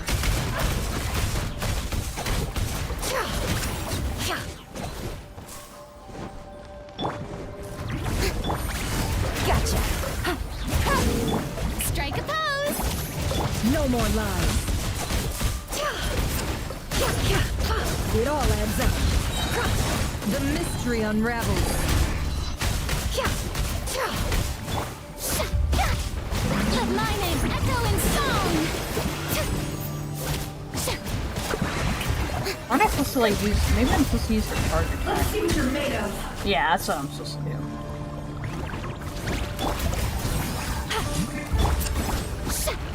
No more lies. It all adds up. It all falls into place. I forgot how to use her for a minute. Oh boy, it's the Lindis time. I just punched my microphone. Monsters at the Universitas Magistrorum? Why now? Oh no, they're coming. It's no use. The table won't hold out much longer. The weapons. Where are the weapons? Of course. All the lab equipment was upgraded after the inspection last week, but the new weapons haven't been allocated yet. I'm done for. Is anyone there? I need help!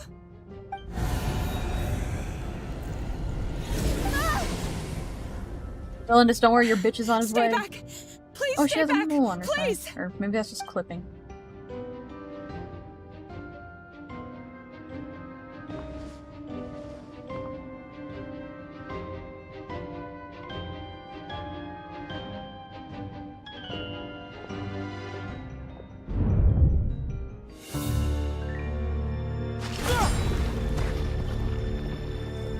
What's that? Reverie! So the rumors about your work are true. What? No!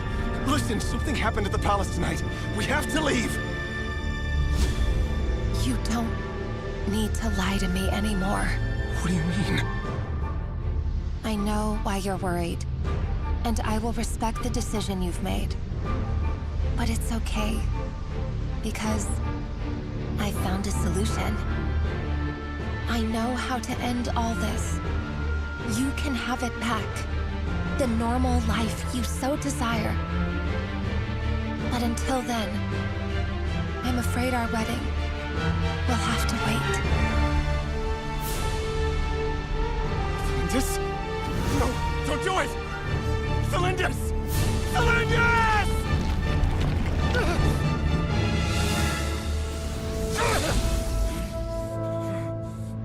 I told you, Reverie.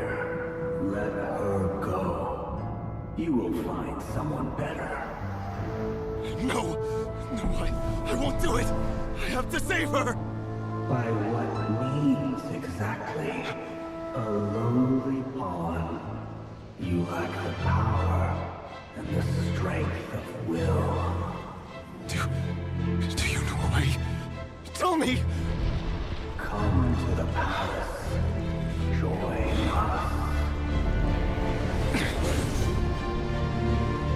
Where did she even jump into? Rare, thank goodness we... Step forth and take your share. You made it. Not you too.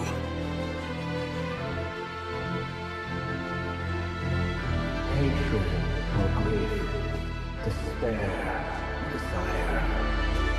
We all have our own. Oh, there's the other 4.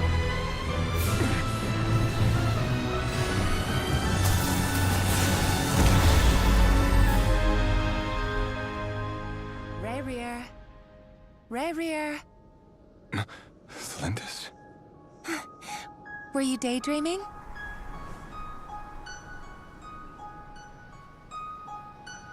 You still remember, Rare? That question you asked me a couple of weeks ago? Oh. You mean the proposal? Yeah. I'm wondering, where do you think would be a good place to discuss it? Maybe in the garden? Or were you thinking a fancy restaurant? It's your choice.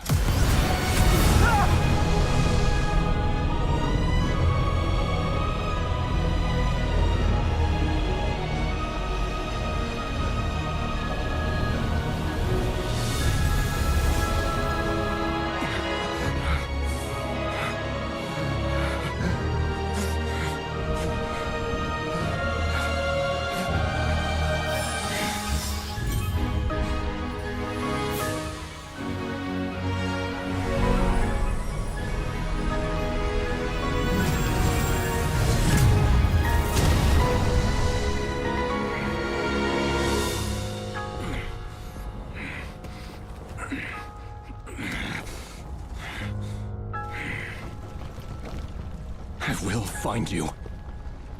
And then... you can give me your answer.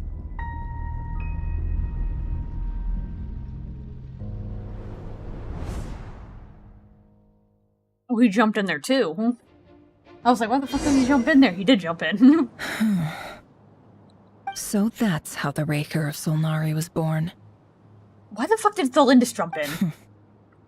A monster created by circumstance is a monster all the same. Viewing other people's thoughts for too long can get uncomfortable. Right now, I'm feeling a strong sense of loathing. In a nutshell, the story of Conria is what happens when the truth falls by the wayside. Everyone tells little white lies, and before long, you have a huge pack of lies that destroys everything. Whew. Time to get back. His past is filled with sorrow, but the tale of any fallen civilization is one of endless tragedy. Cruel as it may be, that was Conria's fate.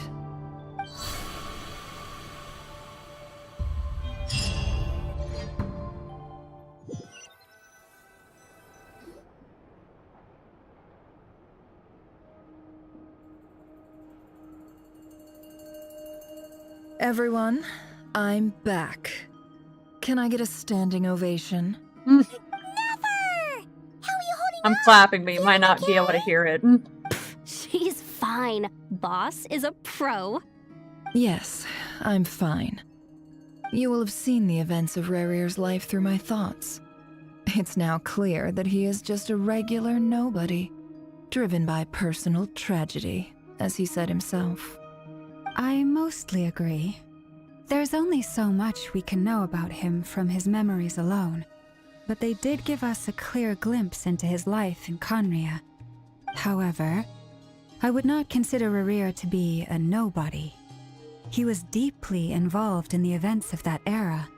Yet, when the catastrophe of a generation strikes, nobody is safe. Sounds to me like you're speaking in riddles again. Is this you urging me not to abandon the people of Krai in their hour of need? That's not what I meant. Although I do hope you choose to remain a part of the plan. Without you, the mission ahead will be all but impossible. Then try to remember that I respond better to the carrot than the stick. and I don't appreciate being bossed around. Now, as for you, Missy, you were excellent. You stuck to the rules of the ceremony and kept your mouth shut the entire time. Bravo. Cool! So, can you fill me in on the deets now? Most of what I saw went right over my head. Patience. You'll hear the whole story, don't you worry. But let's meet up with the others first. It will save me narrating it twice. Yehoda? Yes, boss! Let me get that door for ya. That's more like it.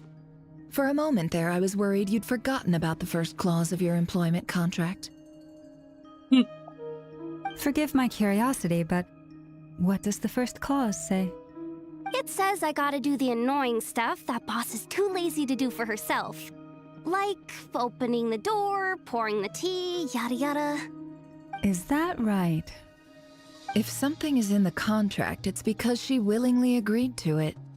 Rest assured that the curatorium abides by the very strictest of labor policies. You don't seriously think I'm cruel enough to treat her like my slave? In any case, I've hardly shied away from my share of the work today. Hope I don't catch Flintz and Varka lounging about in their chairs, enjoying a leisurely cup of tea. There's nothing I dislike more than other people enjoying themselves while I'm hard at work.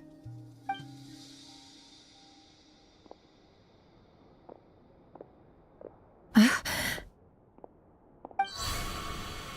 no.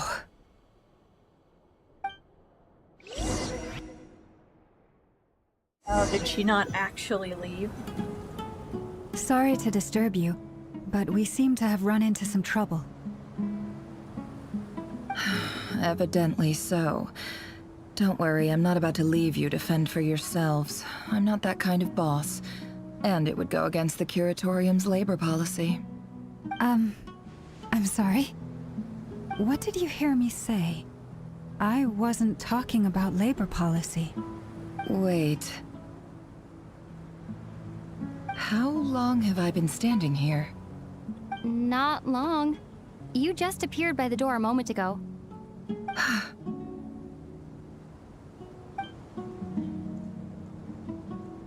Boss, what's wrong? You look like you've seen a ghost. We've been tricked. We never left at all. Somehow I hallucinated that whole scene back inside the office. Hallucinated? But how? How indeed. This place should heed my will alone. All thoughts and actions that occur in here are just a result of pawns moving across the chessboard in a carefully calculated manner. And nobody has access to this chess set but me. So you control everything in here? More or less. But yes, it's a special technique of mine. Has anything like this ever happened before? Only once. It was the first time I used the chess set. Is there any similarity between what happened then and what's happening now? I suppose my thoughts are a little turbulent, which was also the case my first time. Is there anything I can do to help? The first clause of your contract clearly states that I only need your help with things that I'm too lazy to do myself. Meaning you're not feeling lazy right now? Well, we are trapped. Meaning this is not something Yehoda can help with. The chess set is a personal treasure that I alone understand. I must be the one to find our way out of here. Boss, it's fine. Really. Let me do something useful. Oh, listen to you. Whatever would I do without you, Yehoda? What? Really? Yes, really. Where would I ever find another employee as obedient and servile as you? God forbid anything ever happens to you. Oh, okay. Well, anyway, I was thinking of fetching some water. There's gotta be a source around here somewhere. I suggest everyone finds someplace comfortable to take a rest. We gotta conserve our energy. Even though all this chess malarkey doesn't exist in a physical sense, mentally speaking, it's all real. and so is our tiredness and fatigue. You don't want to dismiss mental fatigue. Just because it isn't physical doesn't mean it's any less serious. But anyway, I got your backs, so don't worry about a thing. Don't I have the best employees?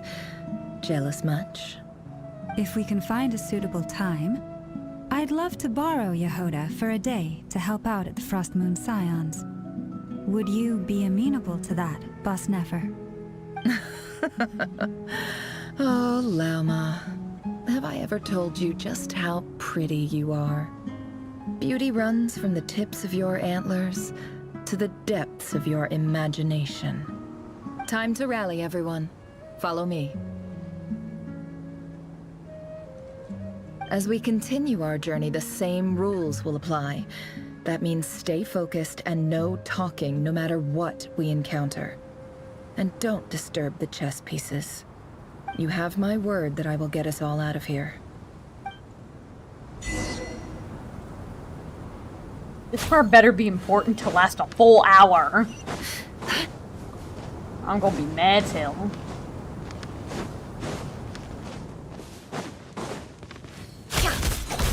No more lies. Yes, that doesn't. This place looks familiar. That's not a good sign.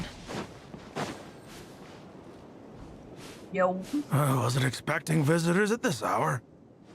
Wait, is that? Oh, it's him. There you are. Sinue's been looking for you all day. I think he has some news for you. Oh yeah? What were you doing just now, Uncle Retinue? Hiding away some more loose change? I know I saw some Mora. What do you mean loose change? Oh, come on, I'm too old for this. Just pretend you saw nothing.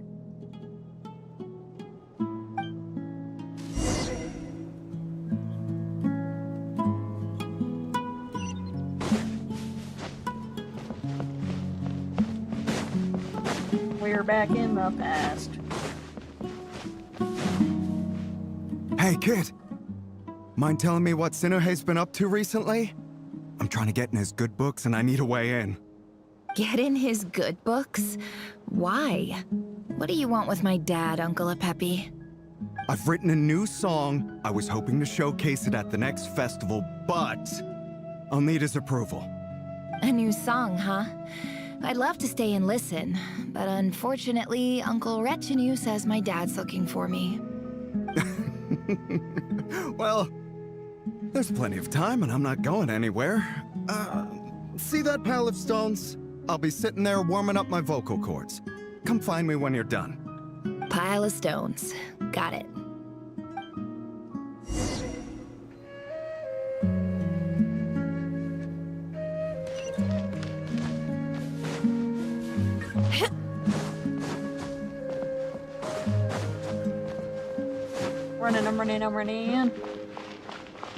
I'm running. Hi, Dad. Uncle Retinue said you were looking for me. Ah, there's my little princess. If you'd gotten back just a little sooner, you could have shared the spoils of war with me. Spoils of war? Who were you fighting against, Dad? It was just a figure of speech. The aftermath of a sandstorm is no time to be waging war. I was talking about our war against thirst. I went out to fix our water supply problem, and now I'm back. Which means... We have a well again. That's right. I found a new one and brought back as much water as I could carry. It should last us for a good while. If it wasn't for these blasted sandstorms, our wells wouldn't be caving in. You wouldn't be spending all your time out searching for new water sources. As the chief of our tribe, I'm supposed to be leading us out of hardship and poverty, onto better things. You know how prosperous our ancestors were. I've told you all the stories. And look at us now, squeezed into these hovels. No one would choose this, if it wasn't for the endless wars over the years. But things are looking up. I started working with some folks from the academia a few months back. They gave me some contacts in return for my assistance in the desert. So you're the academia's helper now? Special Ambassador, they call it. Think of it as a partnership. It's nothing bad, okay? We've been isolated here in the desert for too long. Seeking opportunities elsewhere is the best thing for us, and the fastest way to progress. So, do you get anything good out of being a special ambassador?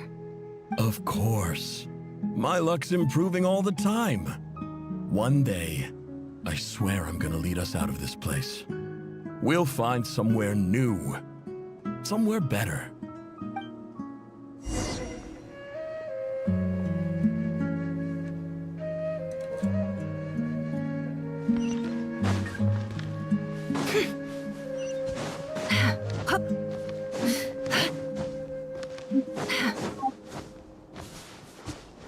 I'm out of stamina.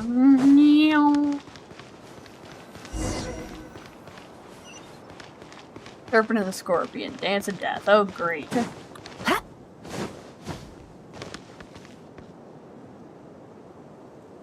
That's our well, and you know it. You stole from us.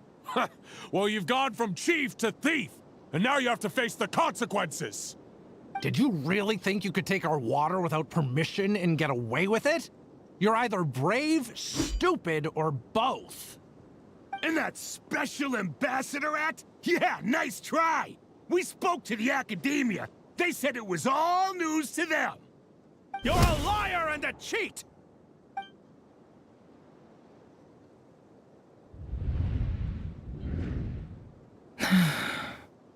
I heard Yehuda gasp, but I don't blame her.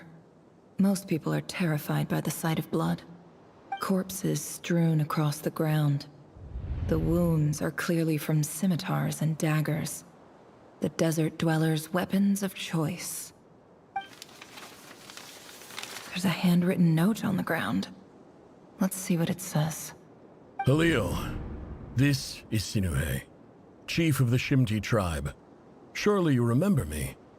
I was the one who helped you and your colleagues avoid the quicksand in the desert. This is my second time writing to you.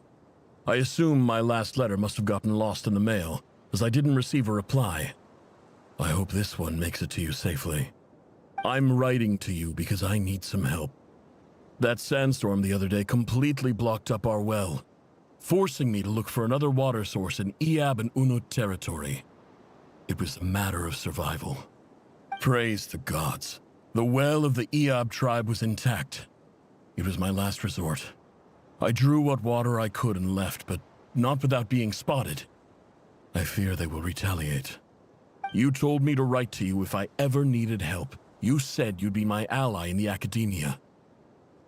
I urgently need you to formally recognize my title of Special Ambassador and send some of your people to assist me for a few days.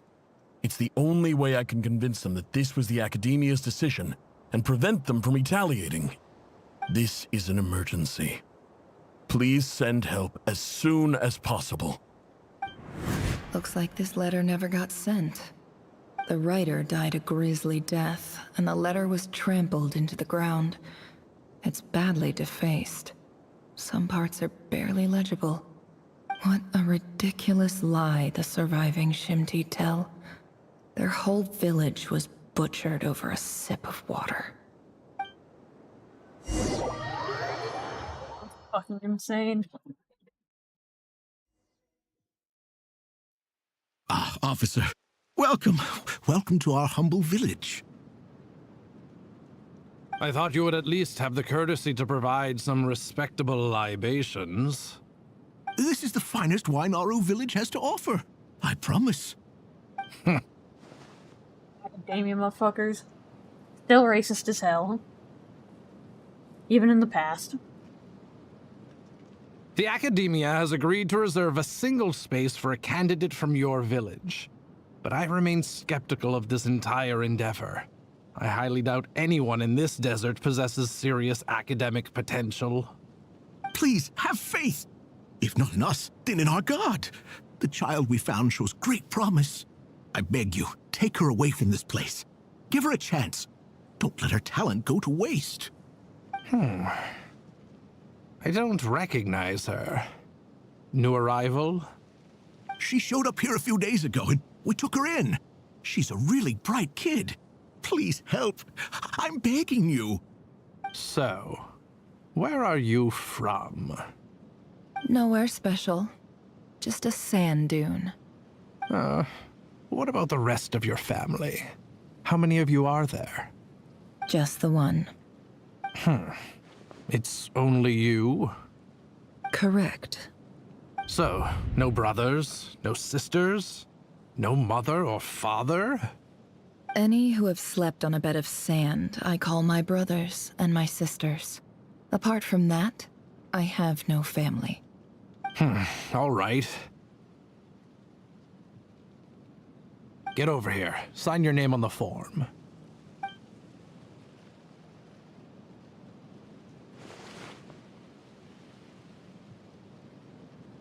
Never? You're rather fair-skinned for a desert dweller. Racism knows no bounds.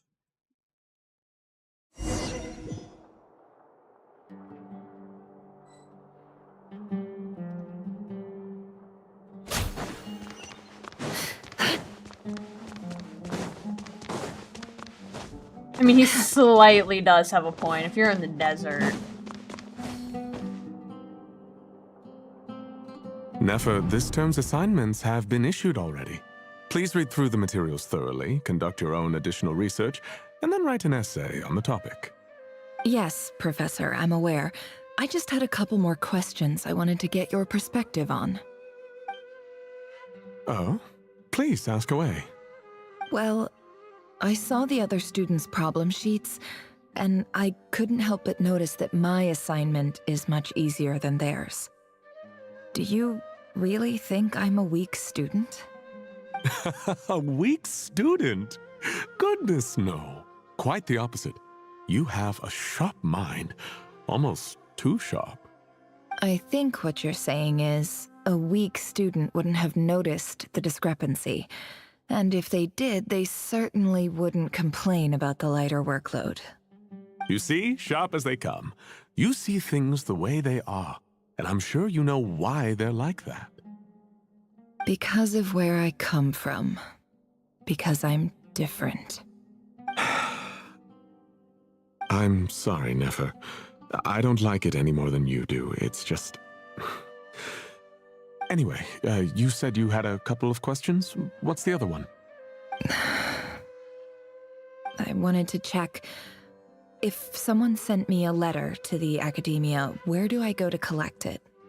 Ah, your family wrote to you. Well, as long as they put your name on the envelope, someone should hand it right to you. Not exactly. It's not even a recent letter. I was just curious where the mail would end up if no one collects it. The House of Dana, I expect. I know there's a box for unclaimed mail somewhere in there, probably sitting on a shelf. Whatever you're looking for, that'd be the place to start. Okay, got it. Thank you, Professor. Oh, don't mention it. Honestly, I feel like I failed you. I'm supposed to be your teacher, but I haven't taught you anything. Hey, don't say that. You're a great teacher, and you do your best for all your students. But the rules are the rules. You're not allowed to teach students like me. It's not just the academia either. The whole world bends over backwards for the successful and leaves the losers to suffer and die. Oh, my dear child. Don't tell me you've given up on life already. I haven't. I just think that if you want to make it in this world, you have to find a way to become successful.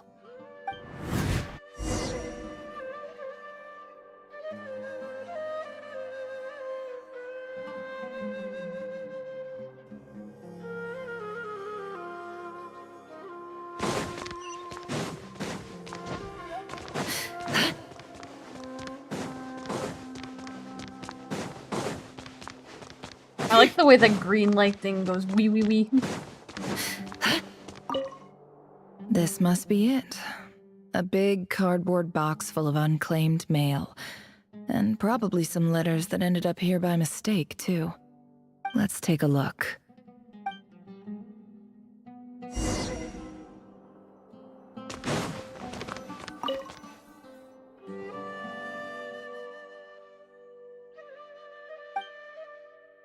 A dilapidation survey from Port Ormos.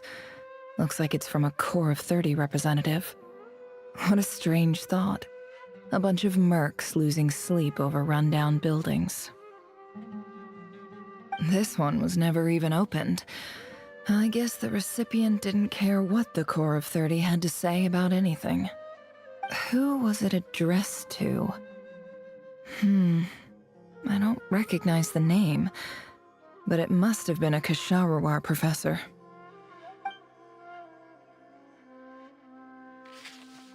This one is addressed to the Immorta Sage. The title is Changes Observed in Satyavada Life Symptoms. Why do all these letters read like full-blown dissertations?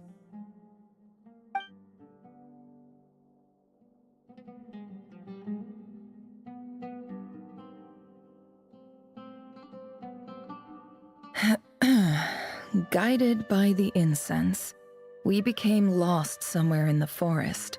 All the barriers between levels of consciousness disappeared as our minds soared around in circles, looking for a branch to seek refuge on. In clinical terms, these symptoms fit the description of incense poisoning.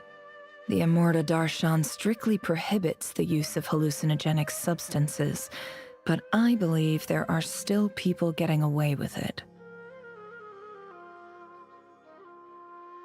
For example, my neighbor who always breaks out into song and dance after using incense. This seems like something the academia would want to know about. Why wasn't it collected? Wait, what's this written on the back? It's so small. The note says, the sender authored this letter while under the influence of mushrooms. I would send it back, but no return address was provided. Stamped by the Grand Conservator of the House of Dana.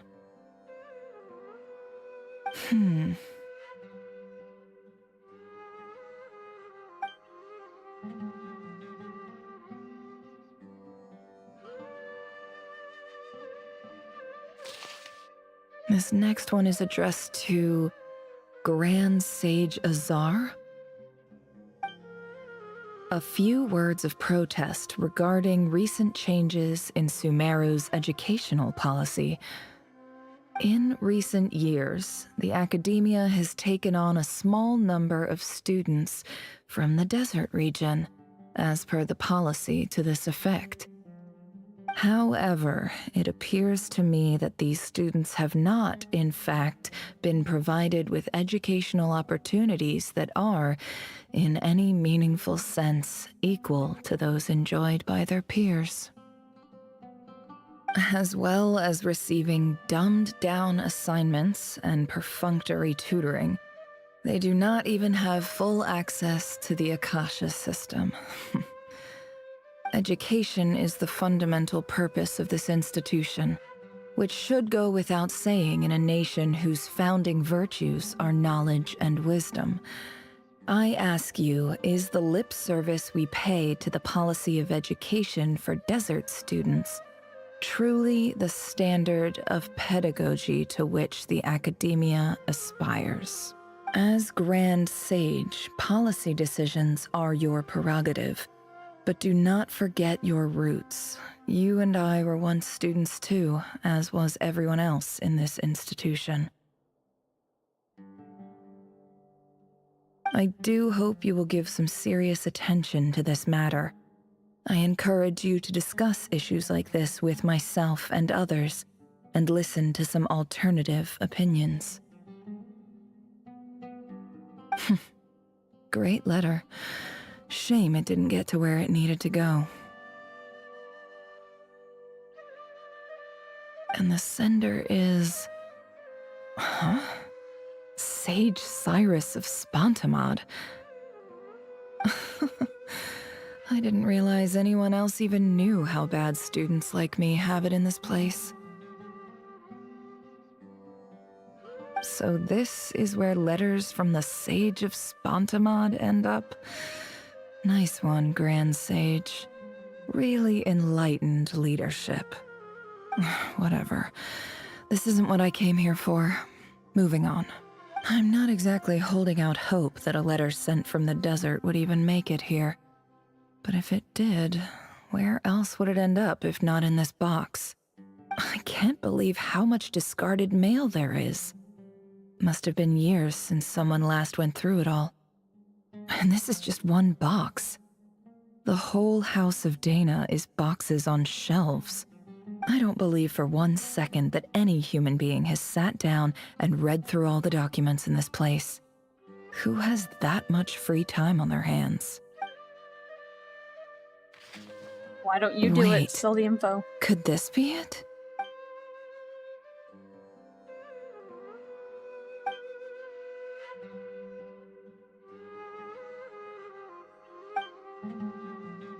Greetings, Halil. My name is Sinuhe, chief of the Shimti tribe. I was the one who came to you and your colleague's aid when you ran into trouble in the Great Red Sand. I don't know how well you remember it now, but I brought you to safety and gave you some water and other supplies. You seemed very pleased and told me your name. In my tribe, learning a person's true name is serious business, and I therefore see you all as friends. You were kind enough to leave your contact details so we could stay in touch. The Shimti tribe lives a harsh, nomadic existence in the desert. You were sympathetic towards my plight, promising to make me a special ambassador of the academia and help us find a way to make a better living. This brings me to my reason for writing. Our tribe has fallen on particularly hard times, and I would like to ask for your assistance.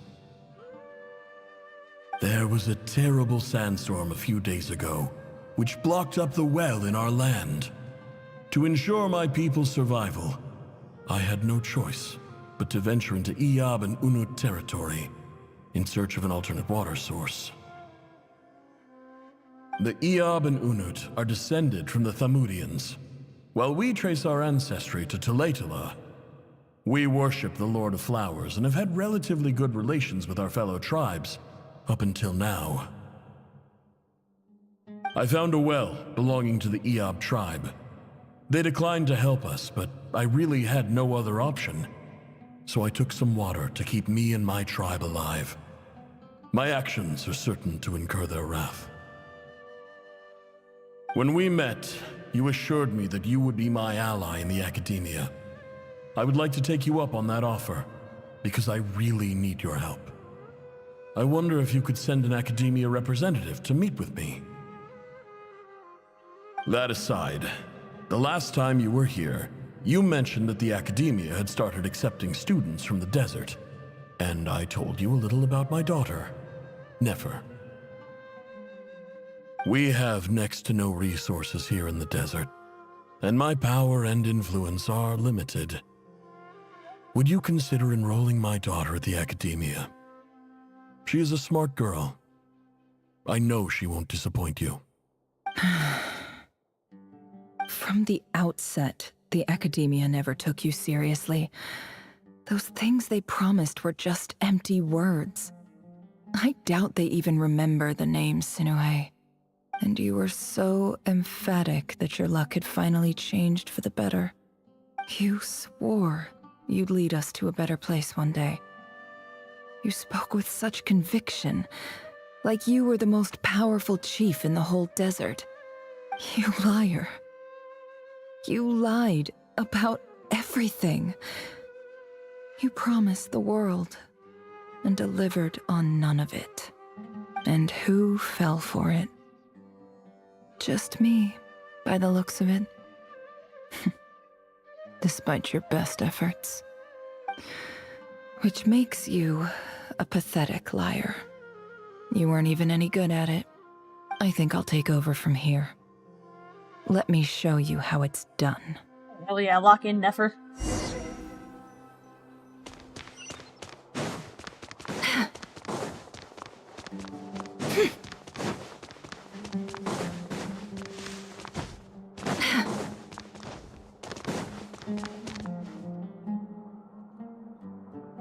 I just came to say goodbye. Thanks for everything you've done for me in my time here. Nefer? You packed your bags. Where are you going? I'm quitting. Something's come up in my hometown. Gonna head back and deal with it. Huh? But this was a hard-won opportunity for you. You know that better than I do. It was, but it doesn't matter. I have more important things to deal with and they can't wait. Oh, and I didn't want to overfill my bags, so I left some incense on your desk.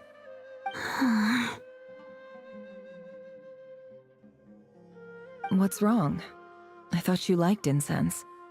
Although, I did read somewhere in the House of Dana that it has hallucinogenic effects. Don't use it all at once, all right? Isn't this the stuff you brought from your hometown?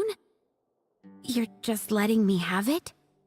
But you said it's a rare and valuable commodity. Yeah, about that. I lied. It's not rare at all. There's this bunch of ruins near my hometown that are practically overgrown with this plant. It's not worth much. Keep it, it's fine. But Nefer... All right, that's all from me. You take care.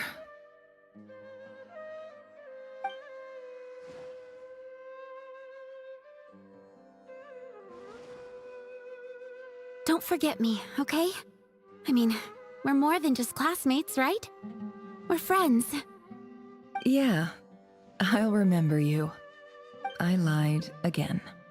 That incense is worth a fortune, and it's a rare find even in those ruins.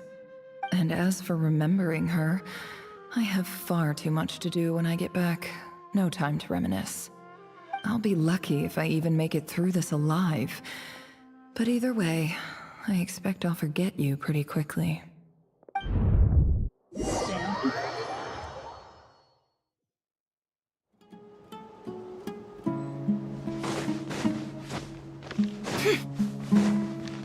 Why not bring the damn incense back with you?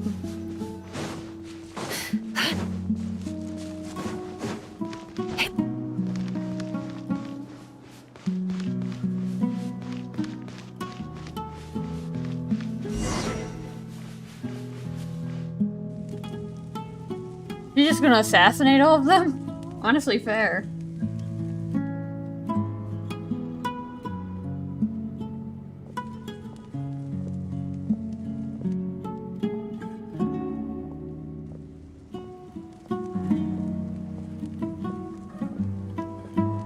It's a pleasure to meet you, Mr. Arif. So, what does the Academia want? Since they've sent their special ambassador, I assume there's a big business deal to be made. If not, I'd be very disappointed. Please, sir, lower your blade. You're lucky I'm the one they sent. Not all special ambassadors share my admiration for the Iab people. The ever-shifting balance of power in the desert reduced the once great civilizations of this region to rubble and sand. But the story of the Iab has a very different trajectory. Others grew weak, but you grew strong, beginning in obscurity and moving to prosperity. You're the only ones who defied the trend. Huh. So, you do know who you're dealing with? This well is the perfect symbol of your strength, is it not? It used to belong to the Unut, but it looks like you have control over it now. You're not wrong. But I'm sure you didn't come all this way just to flatter us. Of course not. I came to bring you some very good news. Some information that recently came to light, which might just be your ticket to freedom. Records uncovered by the Vahumana Darshan show that a certain well currently under Iab control is built on top of some ancient ruins. These ruins are of great archaeological interest to the Academia. I checked the map carefully on my way over here, and I'm confident that this is the well in question. The Academia is offering 50 million mora in return for excavation rights. 50 million? No, wait. If these ruins are as important as you say, 50 million's a little low, don't you think? Don't get greedy, Eab. We know far more than you think. We know that you seized this well by force. Wasn't that the first step in your rise to power? To drive away the Unut and steal their water supply? So what if it was?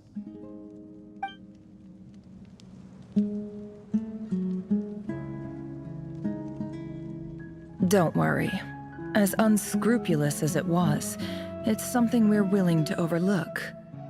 The Academia is only interested in dealing with the de facto power holders in the region. I hope I am making myself clear. And I hope your words are the truth. If I find out the Academia is trying to play me, I'll hunt down every one of your people and make you watch as I cut their heads off one by one. I assure you, Chief, that would not be in your long-term interests. You don't want to make an enemy of the Academia. You see how I'm dressed, don't you? I appreciate that you've never been to the rainforest, but surely even you recognize an ambassador's attire when you see it. And what does a barbarian like you have to lose anyway? You really think the Sumeru Academia would bother to come all this way just to lie to you? We have more important things to worry about.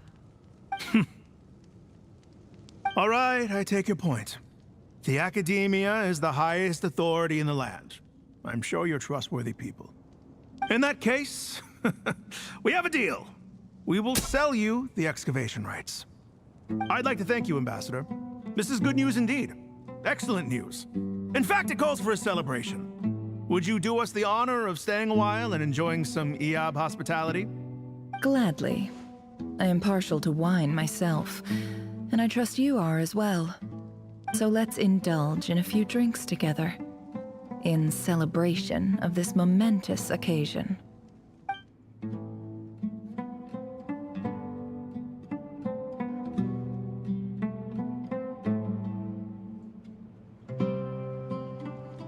Chief! Chief, it's an emergency! It's the Unut. They've taken the well. What?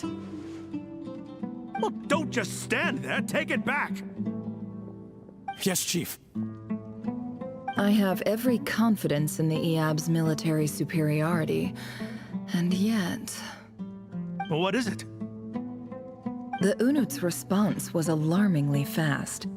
The day after we reach a deal, they seize the well. This can't be a coincidence. Perhaps there is a traitor in your midst.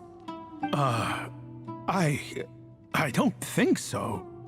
I am obliged to remind you, Chief, that the Academia will only deal with the de facto power holders. If you cannot regain control over the well, I'm afraid you won't see a single mora of that 50 million. No! Please, Ambassador, just give me some time. I swear the Unut will not get away with this. That well is ours, and so is the mora. Glad to hear it.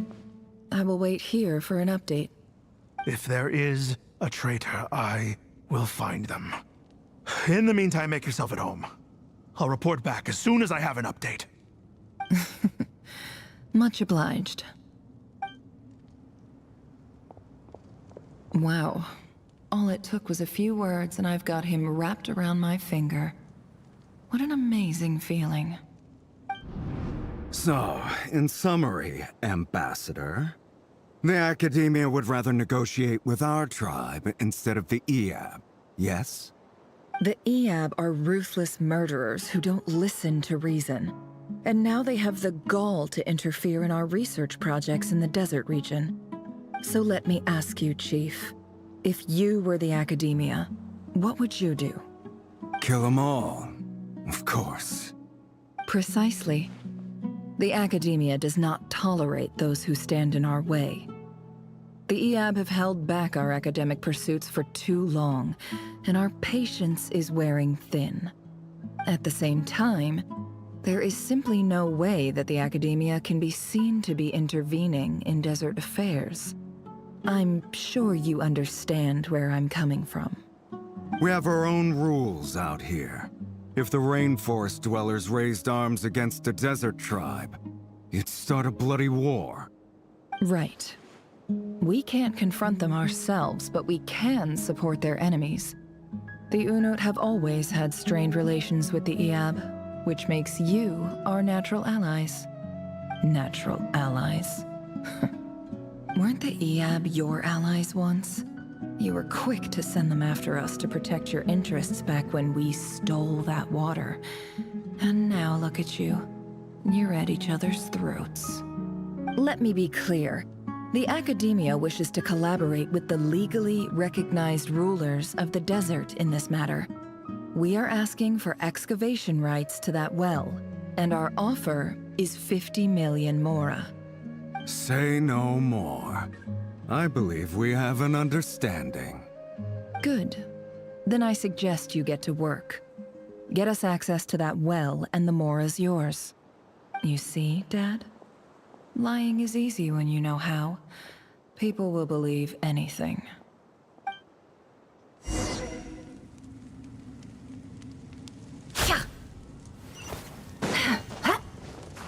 Damn, she's screwing everyone over. Honestly, fair. Wait, I don't even think the Academia has this damn Mora, because she left the Academia. Honestly, fair.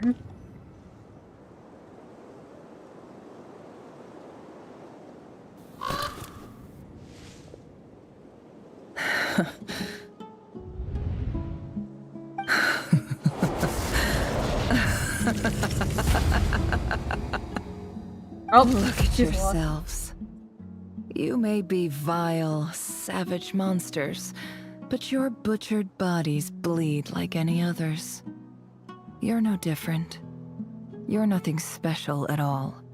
The monsters who destroyed my home, they're just ordinary, petty human beings. What a joke. I think we're even now. Maybe I've even done the desert a favor. It's a better place without all these people around. Oh, Sinuhe, my gullible fool of a father. Perhaps if you'd been as ruthless as I was today, our tribespeople would still be alive. In this dog-eat-dog world, a chief needs to be tough to survive. But you couldn't do what had to be done. So I did it for you. Nefer, it's okay. All of this is in the past now. I believe I remember you promising to remain silent. Yeah, but even so... Yehoda, is there anything you can do to ease the tension? Alright, time for a sharp turn onto a completely different topic. So, anyway, that's enough of that. When are we getting out of this place? Feels like we've been walking forever. I'm getting pretty tired. Oh, Alma, you tired? Yes. If we can find somewhere to sit down, I could certainly do with a rest. It's not far now. There should be a temple just up ahead. Yes. Really? A temple? That's where this story ends? I guess that's how things go in the desert.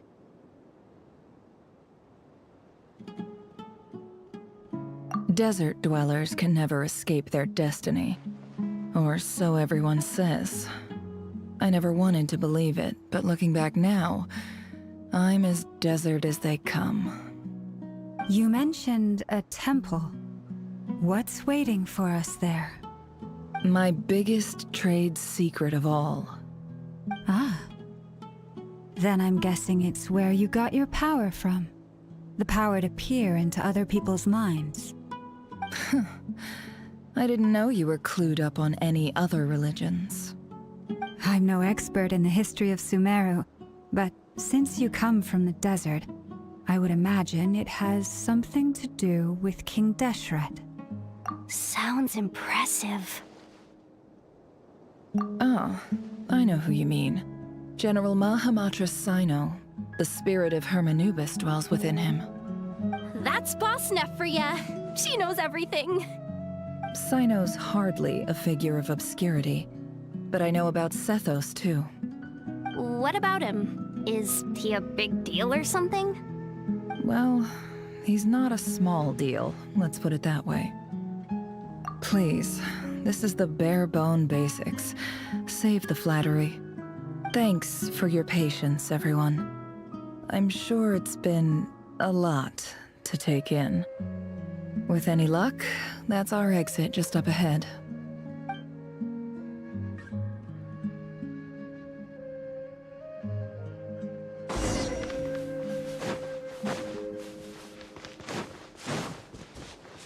Meow. Meow. Meow.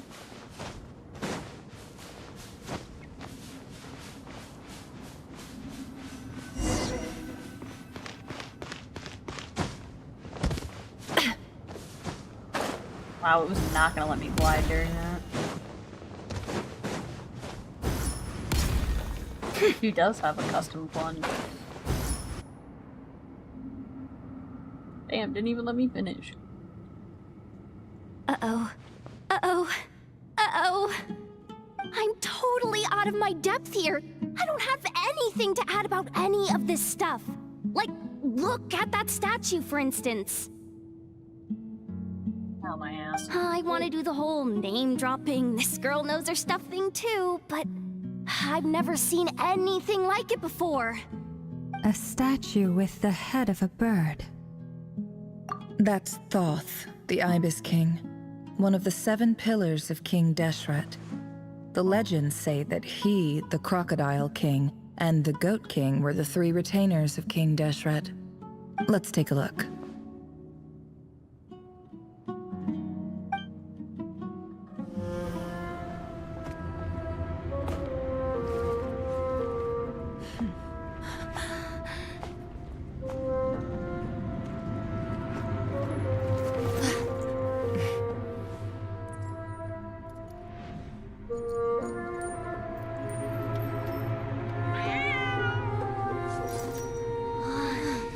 It's just Ashru.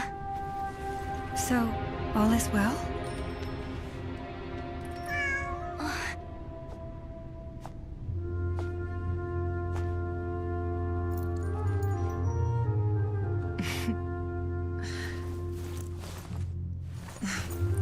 Typically speaking, at this point, the world disintegrates. Then we find ourselves back in the outside world. Besides, these are my memories. There's nothing to fear. You're sure? Of course. It's almost over.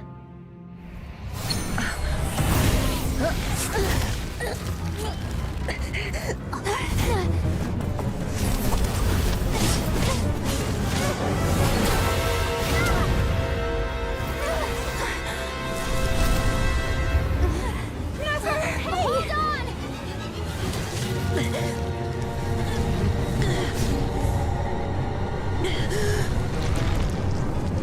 Hi. Knowing too much is always a death sentence. Speak for yourself. Oh.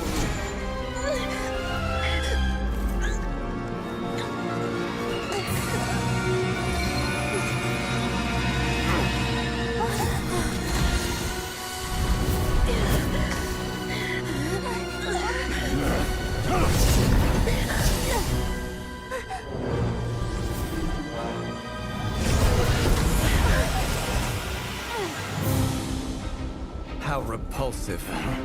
Damn, Flint, you got here quick. Oh, and Columbina.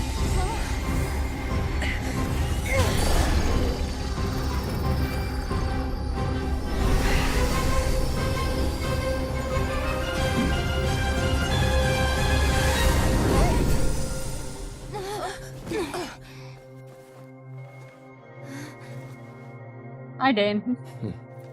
Oh, was that Dane that saved us, not him?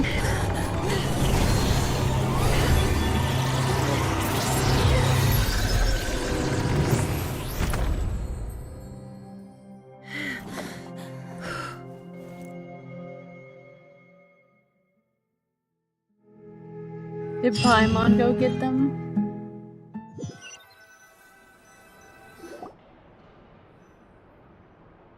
Timed that pretty well, didn't I? It's okay. I'm just glad no one was hurt.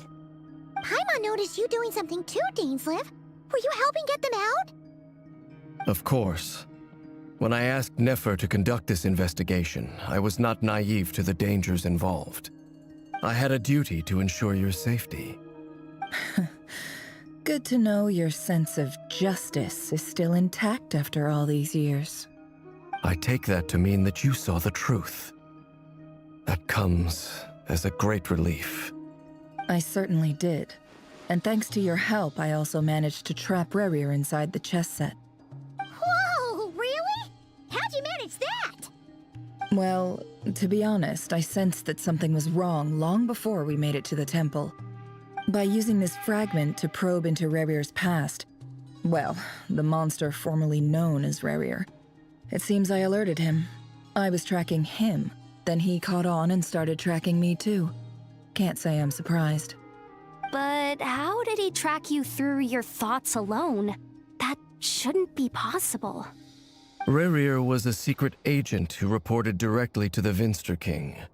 He is an expert at finding a trail and hunting down his pursuers. No wonder. He infiltrated the chess set, read my thoughts, and built a new virtual chess set inside of it. That's why we weren't able to leave at first. Speaking of your chess set, it's quite a remarkable item. Would I be right in thinking you have some connection to King Deshret? You overestimate me. I only have a connection with one of his underlings, the Ibis King. You all saw how this came to be. A long time ago, the Eab massacred my tribe, the Shimti, in our home village.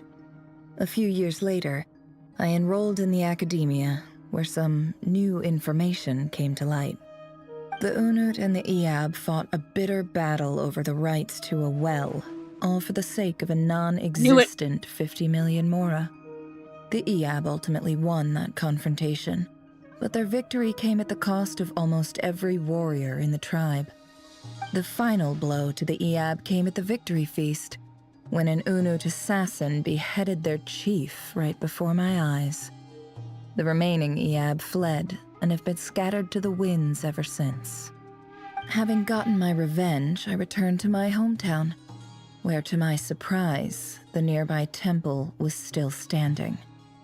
There it was, seemingly immune to the relentless hostility of the desert, while my tribal home lay in ruins.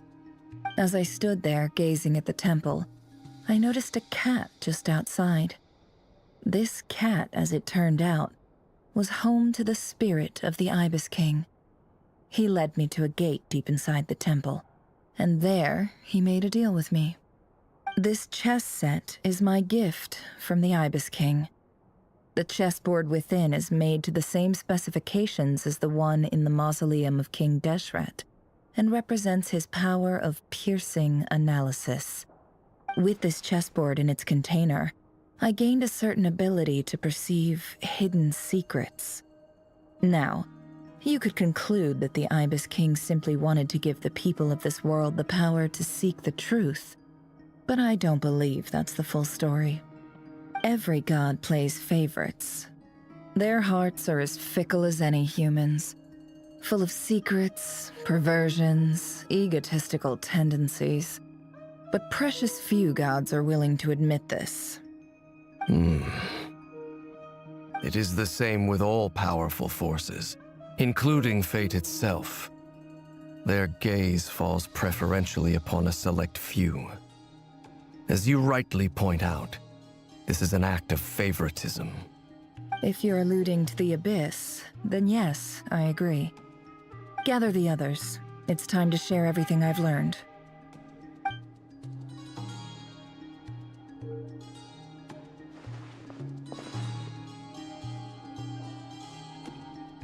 Thank you all for being here. As promised, I did some further investigating into the Raker of Solnari's background. I am pleased to report that the investigation has been most fruitful indeed. The Raker of Solnari, real name Rerir, was once a Conrian subject who served the Vinster King. I will now share the important details of his story. Please save any questions or comments for the end.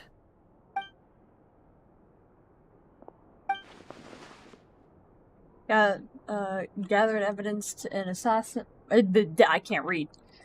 At the Vischer King's behest, he gathered intelligence and assassinated descendants of the Crimson Moon dynasty. Unwilling to take down his beloved Thalindis, who was secretly of Crimson Moon heritage, he then got dragged into court politics. Vladimir's... No, I can't say it. Voice which spoke to him of his fate was like a reflection of the moon. Though he could disturb the waters to gain some temporary relief, he was powerless to erase it entirely. In contrast, Revir's own life was like a reflection of the broken moon. Once the stormy winds of fate blew across the water surface, it was utterly destroyed. Thalindis smuggled away a piece of the moon before disappearing, through that mysterious portal. It was passed down through the ages, finally falling into the hands of the knave. But what lies on the other side of that portal is it really a whole new other world. Thalindis never had the chance to share what she found there, neither did Revir, who followed her in. So that's why he's so obsessed with the moon. A tragic tale, to be sure. But it does not excuse his many transgressions. No matter how much Rerir suffered in the past, the fact remains that he is what we know today as the Wild Hunt, wreaking havoc upon innocent lives in Krai. He becomes more dangerous with each passing day. If left unchecked, it is simply a matter of time before all of Tevat suffers the consequences. This is a threat that the Knights of Favonius cannot ignore. A question for Miss Columbina. Forgive me if this is presumptuous, but have you ever seen the spatial gateway that appeared in Rerir's memory? Never. But I have heard stories of something called the Moon Gate, and this seems to fit the description. Miss Lauma, any thoughts on this? In the lore of the Frost Moon Scions, the moon is believed to hold many secrets. Some sources speak of ancient knowledge, others of a gateway to the unknown. The term Moon Gate is one I have heard before. But as is the case with all of our legends, there are no records of any first-hand witnesses. We cannot know whether it truly exists. Then back to Miss Columbina. As a moon goddess yourself, do you have some idea of where the Moon Gate leads to?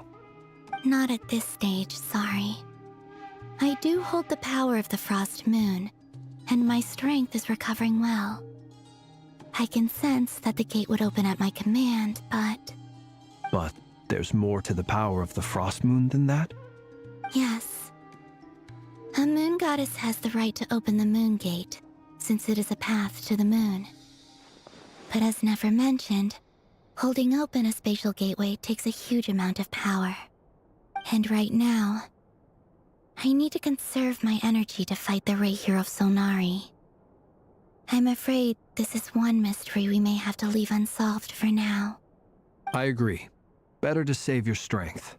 But if you'll humor me for a moment, I have a bold conjecture of my own regarding the world beyond the gateway. I highly suspect that neither Thalindis nor Rerir made it through unscathed. The evidence pointing to this is the fact that the Raher of Solnari exists in the form of countless fragments. With the abyssal power he wields, no ordinary foe can touch him, let alone tear him to shreds. And yet, the Wild Hunt proliferates wherever his scattered fragments lie, drawing hordes of monsters to many different locations across the land. So your theory is that Rerir was physically torn to shreds by some powerful force? Hence, why the Wild Hunt is a distributed phenomenon, rather than a unified one? Makes sense to me. Explains why the Wild Hunt is so pervasive, and why he's been trying to piece himself back together. He was whole to begin with, and he wants to be whole again. Without the power of the Abyss on his side, he almost certainly would have perished the moment he was torn apart. But the Abyss, much like a curse, has kept him alive. I could not agree more. The power of the Abyss is most surely a curse. It is a compelling explanation, and one that accords with my present understanding of Abyss creatures. Whether the life form in question is primitive or advanced, if a curse has extended its lifespan unnaturally, it will continue to survive in spite of everything. This raises some interesting questions. I will run some experiments and see if there is any validity to my suspicions. That being said, regardless of whether my research bears fruit, I would like to thank Miss Nefer for conducting such a thorough investigation. Already, it has greatly enriched my understanding of the entity we face. My pleasure, Mr. Albedo. I too hope that the information I have shared today proves useful as we look to formulate the next stage of our plan. Hey! What is it, Dainsleif? You look really upset! I mean, I'd be pissed too. It's just... when I think of the man I once knew as Rerir, I struggle to understand why things had to turn out like this. The two of you used to be friends, didn't you? I don't know if these words will bring any comfort, but my heart goes out to you. Mine too. We can never know all the hows and whys of the way things are. The moon and stars are full of untold secrets and lies, and the skies are host to many more mysteries than these alone. Yet, none of that can begin to compare with the complexity of human life.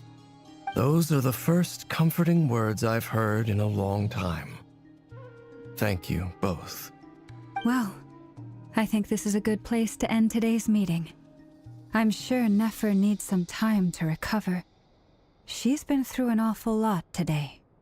That's very thoughtful of you, Lama. Of course. Sounds good to me. Take some time to rest and digest before we reconvene to nail down a plan.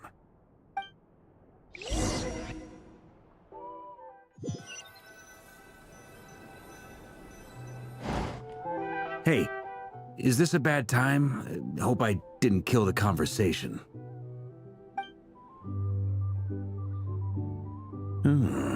Nice room. Oh, I'm not coming in, though. Why not? It's just a hotel room. If it's all the same, I'll just stay out here. I might not look the part, but I'm technically a knight. Barging into people's private quarters isn't the kind of thing we do.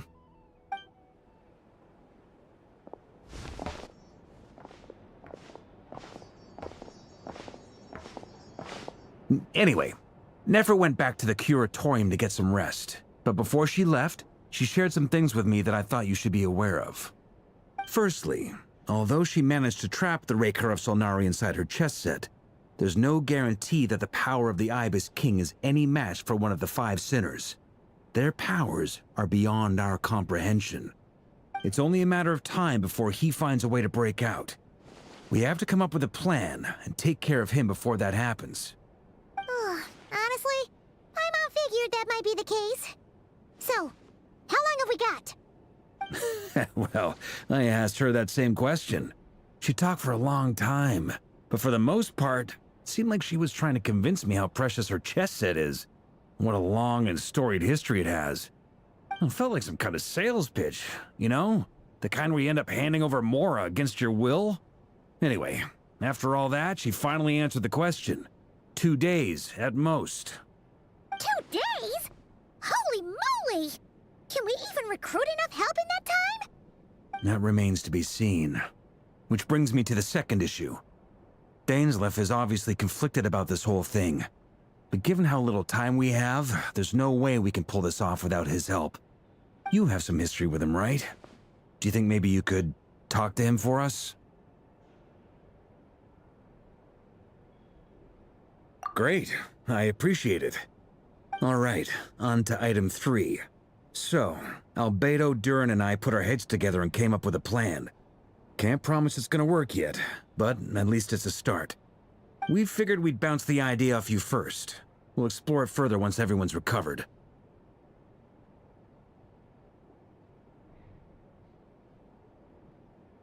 Oh, Paimon's dying to hear this. All right, so here's what we're thinking.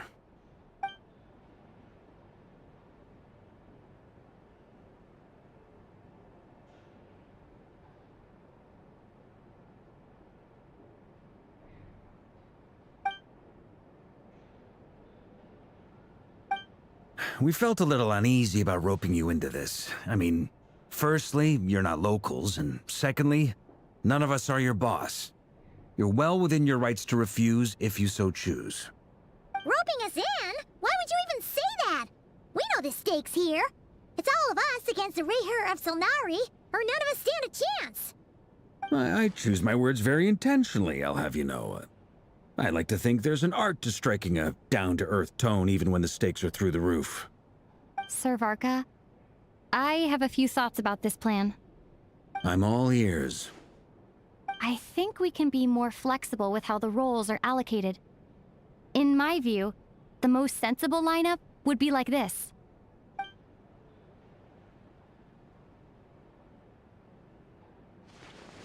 I see your point, yeah. But if that's how we're going to approach this, you'd better make sure you're ready. To be clear, I don't doubt your abilities. Far from it. I just want to make sure. Are you really willing to take all this on? I want to do everything within my power. The Rayher of Solnari is a truly fearsome opponent, and if I do my part, it'll greatly reduce the risk for everyone else involved. Well, that tracks with what I've heard. Jean's mentioned in her letters that you're so diligent it's almost abnormal.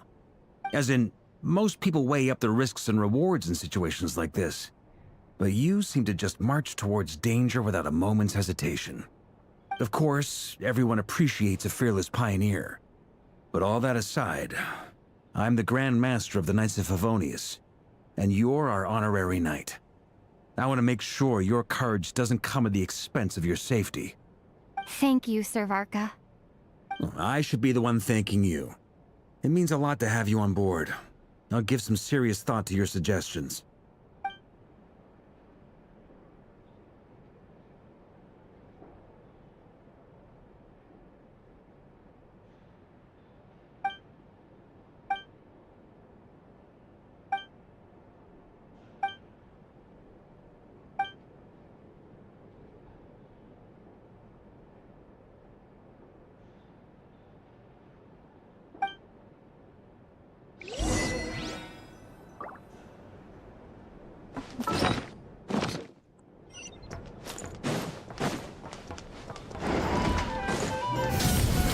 Oh god, everyone's here. Even Dory's here. This is a thorough plan, but I do have one last question before we take action. How can we be sure that our enemy won't leave the designated area? Great question. Albedo's been hard at work analyzing Rayher and the Wild Hunt's behavioral patterns. His conclusions are as follows. Firstly, from the earliest known confrontation until now, Rayher has never displayed any ability to manipulate the dimension of space. So it's unlikely he has any power in that domain. Secondly, he seems to have a particularly strong vendetta against our group. If we put him in a fight-or-flight situation, he'll choose to fight every time. Thirdly, finally, and most importantly, he is consumed by hatred, both for the moon and for his enemies. Turns out, we tick both of those boxes. We have a reincarnated moon in our ranks, and a spy who accessed his private memories without permission. He'll be baying for blood, not looking to escape. As someone who's had their fair share of interactions with the Wild Hunt, those all seem like valid observations to me. Understood. Then I will defer to the verdict of the group. Well, everyone, that's the plan in full detail. Albedo and Durin are carrying out their part as we speak. Plan approved. Scheduling. Okay, any firepower you need, I got you covered. Let's light this baby up. The Frost Moon Scions are behind you as well. And the rest of you?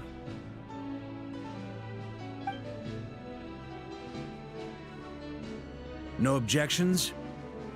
All right, then it's settled. This is the plan we're going with. Next up, an old tradition of mine. Anyone who wants to back out, now's your chance. Wait, we can still back out of this? Everyone says things they regret, right? I don't want anyone feeling trapped because their mouth said yes before their brain had time to think things through. A very people-first approach. I hear that's common practice in the Knights of Favonius. Heh. Who'd you hear it from? D-Luke? Shh. We don't use people's real names at work. This contact will be known only as Owl, please and thank you. This plan can only work if everyone does their part. Flint's and I will absolutely support it. We shall indeed. You'll be glad you accepted our help. Also, you are the last person I expected to see here, Miss Dory. It's not often I get called Dory in a work context. My peers usually call me Lord Sangama Bay. So, the longer your name, the higher your net worth. Is that the idea here? In that case, Mr. Flint's here must be worth a fortune. That's right, I know your full name. It's... The walls are thin here. I'd appreciate you keeping that a secret. Okay, fine. Ugh, I'm actually only here as a favor for someone else. Do you have any idea how much it would cost to hire me otherwise? Oh! Does this mean someone out there actually has the power to boss Dory around? It most certainly does not. We have a long-standing and mutually beneficial business partnership. She's actually the mom of a friend of yours. Oh, Alice! Said mom supplied me with a great little trinket, but now that lady's ruined everything. If I don't start building a little goodwill now, my whole business in Krai is gonna go down the drain! Okay. So what exactly is so special about this pendant? It's a lucky charm that a great mage made for me. We have a business relationship, and she was worried that something bad might happen to me. So, she wanted me to have something that can store power to protect myself with. I finally got it all fully charged up with Kovaki, and then never went and used it all up at once! Never lost so big in my life! You're right. It was all my fault. I didn't mean to drain all the Kuvaki in the pendant, but I'll make it up to you. You will? Well, in that case, how about you give me your chess set, and we call it even? I knew you'd say that. Well, it's yours if you want it. In fact, take it now, and I'll even throw in a free Raker of Solnari. Deal? You're putting me in a difficult position here. It's a very useful thing to have around, but I have a funny feeling it won't be around much longer. I guess we'll see in a couple of days. Looks like bankruptcy for me. Hey, don't be so pessimistic. See this through and you never know. You might find a new business opportunity on the other side.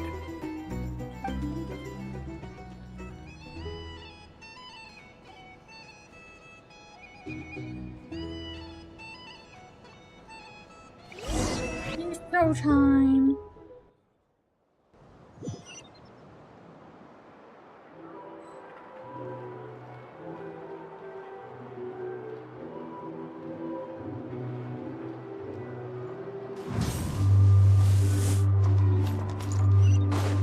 Light it up!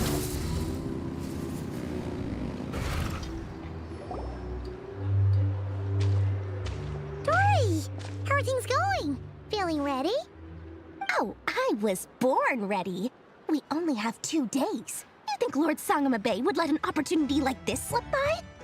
Don't forget, when something's in high demand, the people with the goods on hand get to charge the highest price of all. Even higher than the sellers taking advance orders.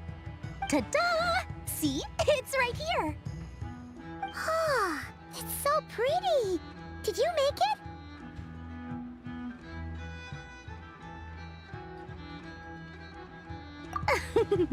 No, I have a supplier. We go way back, so he made me a very attractive offer. talking about lucky charms at the meeting. You've been getting Kave to make them for you. That's not the full story. It actually started a while back as a project between me and the Dendro Archon. Mage Alice once warned me that this world won't stay safe forever. There may come a day when everyone faces a great crisis. I passed this on to the Dendro Archon, and she secretly brought together a research team made up of Sumeru's top scholars to invent a technology that could keep people safe. I won't go into the details because it's all very complicated, but if you want to know more, you can ask the Dendro Archon about it sometime. Anyway, point being, it was the Dendro Archon who asked Kave to build this little contraption. As one of the top Kasharu War talents, he was the obvious choice. Took him long enough. He stressed over it for ages. Must have gone through at least a dozen designs before producing a final product. But that's Kave for you. Marak delivered it to me a couple of days ago, along with a letter from Kave. Could I ask why I'm sending this technology to you? What's your proposed use case? Has it been approved by the relevant authorities? So nosy. My fault for sending him the research permit to begin with. Surely Nahida must have told him you were involved in this project. He was probably just nervous because you're always so secretive about your business. Could be, could be. Anyway, I just replied, let's hope there never has to be a use case, because it would involve grave danger. Fair enough. But it sounds like he was just being cautious. He probably felt responsible as the one who made it. I didn't know he knew how to make things like that. Or maybe he was asking as a favor for his housemate. He's done that before. Not sure why, though. His housemate doesn't seem to really care that much about this kind of stuff. Either way, all's well that ends well. I'm just glad to finally have my hands on the product. I wouldn't want to be without it, given the potential dangers that lie ahead. Huh? What does that look mean? Paimon's just super surprised. This must be the first time we've ever seen you actually get serious about something. Well, a long time ago, I made a promise to myself. I promised that I was gonna live every day of my life with a big beaming smile. Obviously, Mora plays a big part in that. But there are always gonna be times in life when you have to give something back. That could mean paying back a debt, returning a favor, or showing some kindness. Alice has been a huge help to me over the years. She was the first investor I ever had. And I want my investors to know that Lord Sangamabe is the best in the business. And more than that, no one knows what the future will bring. Whatever happens, I want to make sure the Dendro Archon and all of Sumeru is prepared to face whatever comes.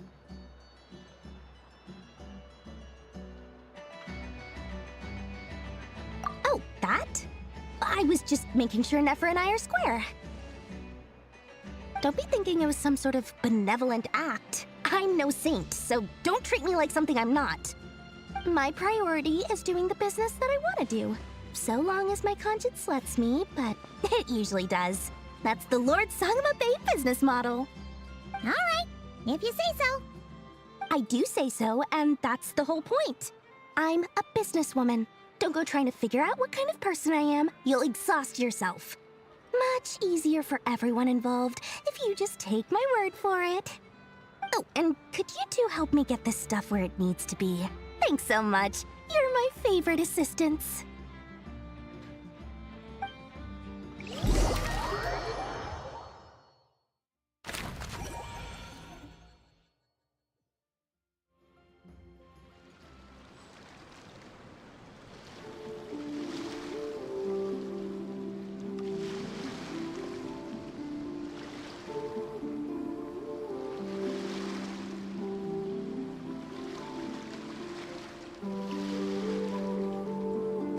Burn it down!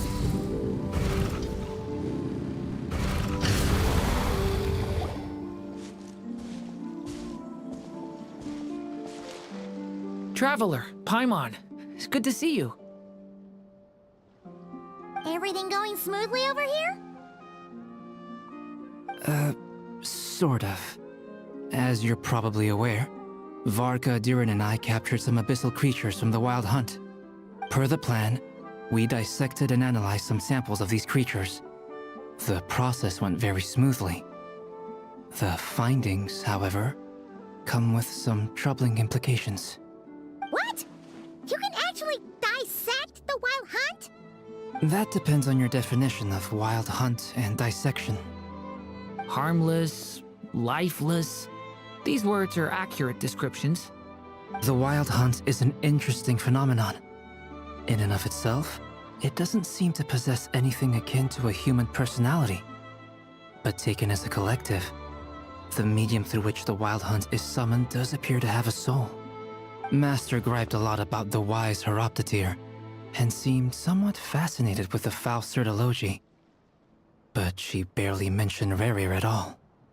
I don't think that was because of his lower social standing, though. Anyway, it's a pity. I should like to hear her thoughts on the nature of the life form he has become today. It's a strange mix. The furious energy of an abyssal being channeled through a fractured physical existence. A consequence of being torn apart by an unknown power. Perhaps the only explanation for his survival in this state is that he sacrificed a degree of individuality in exchange for a continued existence. Oh, sorry.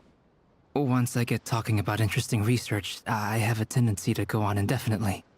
Back to our research findings. Essentially, they confirm my hypothesis. Rerir's corpse is completely contaminated by the Abyss, and the effects are irreversible. You could think of this as Rerir in mutated form.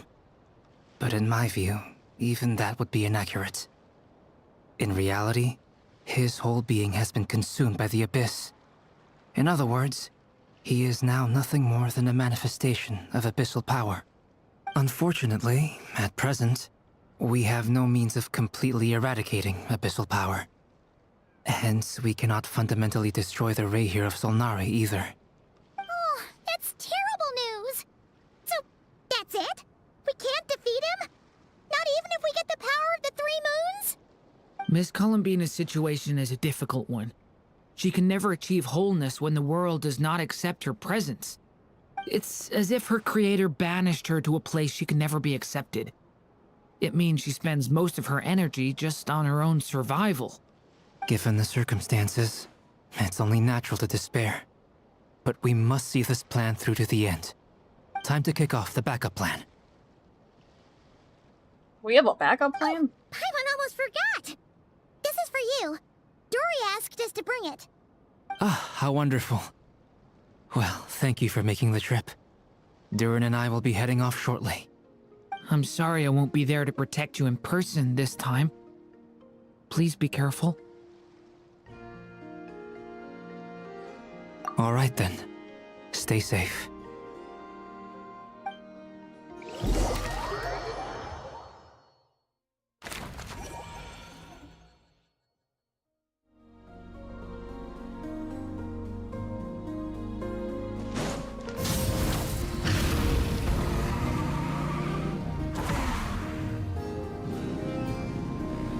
A lot of people.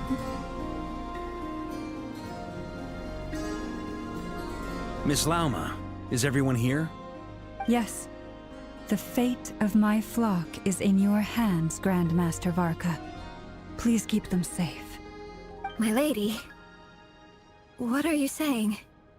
Within the next 24 hours, we will face the biggest crisis the world has ever seen. This is not a burden that we deserve to bear, but I believe that we reap what we sow in this life. So I intend to act. I must do what I think is right. For me, that means fighting for the future of Krai. This gentleman is the Grand Master of the Knights of Favonius, Varka, Knight of Boreas. In my absence, please follow his lead. Hey, everyone. Guess I should introduce myself. Well, to start with, I know my way around a battlefield. Dude, so bad. Biggest strengths are honesty and hard workingness. Anyway, point is, I don't intend to let Llama down. I'm gonna do everything in my power to keep every last one of you safe and sound.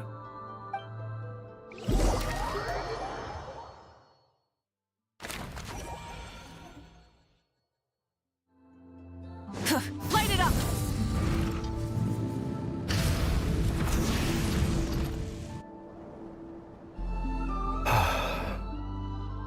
Something on your mind? Miss Columbina, was it? I believe that's how the others addressed you. That's right. Names are funny things.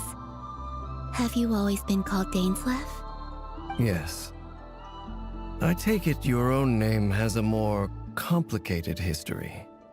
I have a different relationship with names than other people. To be honest, I'm not even sure that Columbina is my name. At least, not in the same way that Dainsleif is yours. But it's what everyone calls me, and I go along with it. A lot of my life has been that way. I get so used to things that I forget to question why they are so. I never used to think much about where names come from, or what they mean to people. Maybe something's wrong with me. You're different from other people.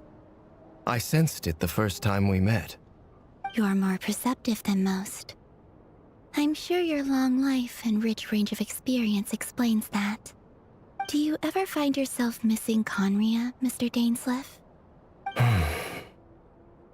Difficult to answer. I have dreamed of the past many, many times. Sometimes I'm fighting tooth and nail. Other times I'm lying on the ground, defeated. I don't recall any happy moments from that time. It has been too long. Is that because hatred survives longer than love and affection? That would not be for me to say. I make no excuses for the grudges I bear. But whatever the reason, I remember little that was beautiful or sentimental. Thank you for your help with the Rerir situation. Without your efforts, I never could have learned the hidden truth of his story. You're welcome. I know he's your friend. Friend? He betrayed me.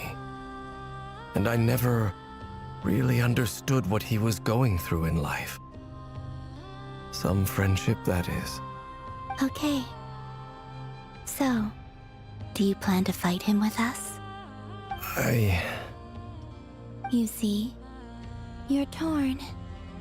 Now you know what really happened. You see the things he's done in a new light. I need some time. Of course. I completely understand. Anyone else in your position would feel conflicted too. Actually, I went through something similar myself recently. Something happened that changed my perspective on a situation. A situation I took for granted at the time, but now I feel very grateful for it. You mean the Harbingers who still support you, even though you've left the Fatui? Yes. I always thought they were only helping me because Harbingers are forced to work together. But then I abandoned them. A warrant was even put out for my arrest. And even now, they still support me. Which means I was wrong about them all along. Clearly, they view you as a friend. I feel a little guilty now. I regret not seeing her help for what it was, and not treasuring it. I see the guilt that you're feeling now, because I feel it too. Hopefully, talking about it will do us both some good. Have you noticed that the Traveler and Paimon are over there? I think they've been listening. Huh. Shall we say hello? Sure. Hello. Ah! They caught us!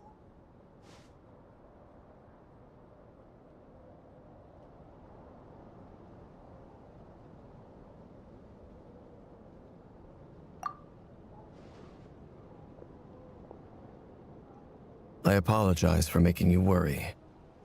No doubt you wish to know where I stand on the plan to take down the Wraker of Solnari. I'm afraid I need a little time, but I will seriously consider joining you. You will? Oh, thank you so much! Everyone will be so grateful to hear that! They needn't be. This was something that I was going to have to face up to eventually. That doesn't matter to them. They're grateful to you regardless. You can't control their gratitude, so just accept it. And then, have a think about whether you're willing to join us.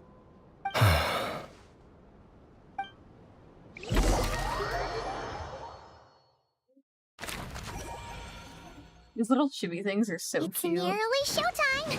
Let's go rendezvous with the others. You know the place.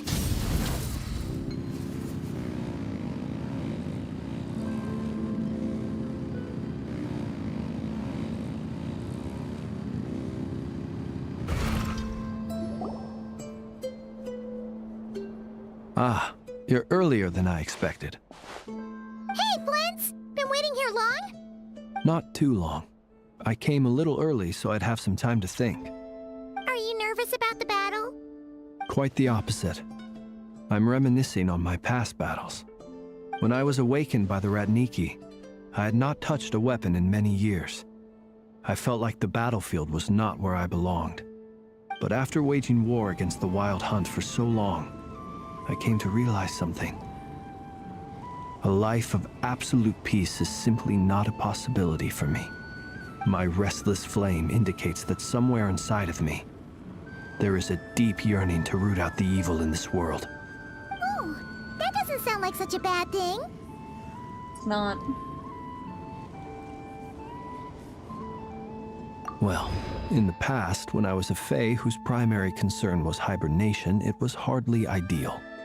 But it certainly serves me well here in the present. And I am delighted to be able to join forces with you in this endeavor. Looks like I'm not the first to arrive. Ah, Miss Lauma. Did you sleep okay last night? I struggled to settle down at first, because of the nerves. But don't worry. I got enough sleep in the end. I'll be just fine.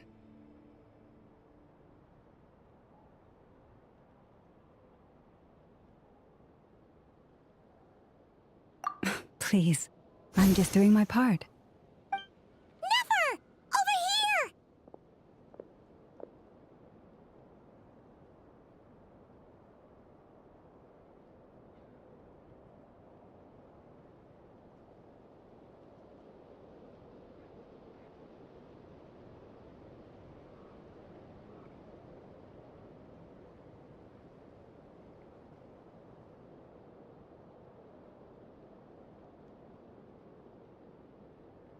Aino asked me to relay a message.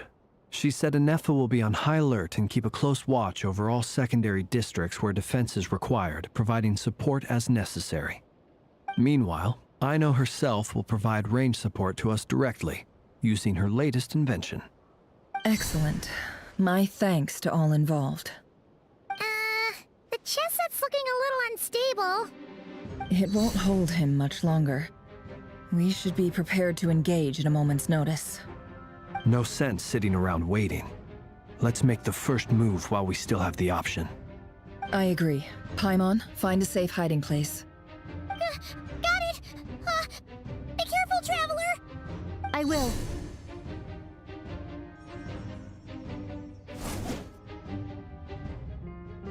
Everyone, take your positions as soon as the battle starts.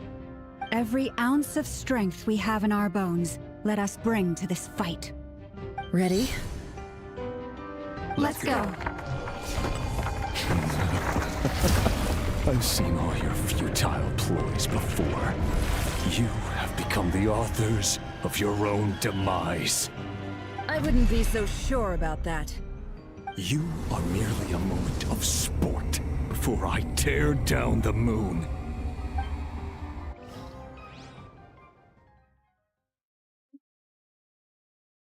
Damn. Stay on your toes. That is not who I wanted. Let me help you guys. It's this!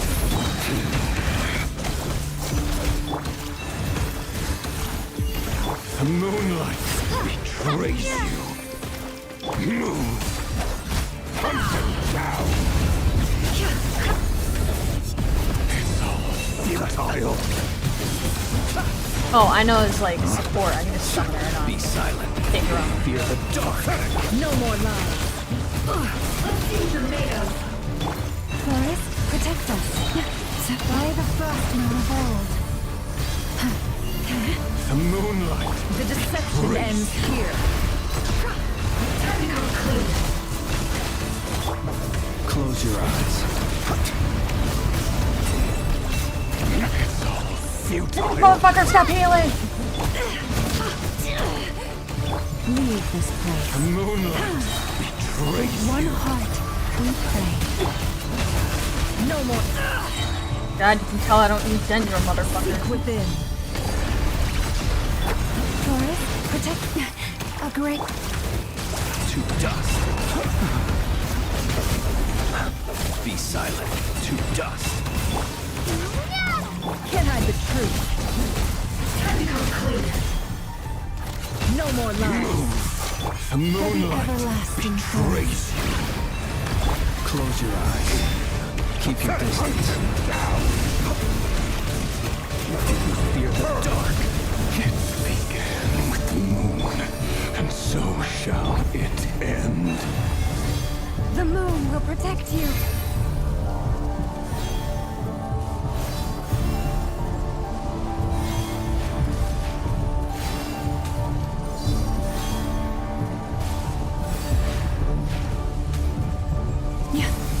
Where the fuck is it going? Leave this place. Observe.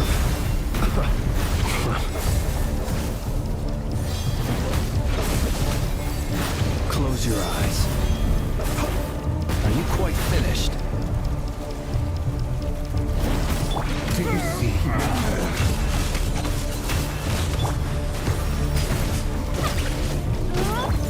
From here, when will it be as you foretold?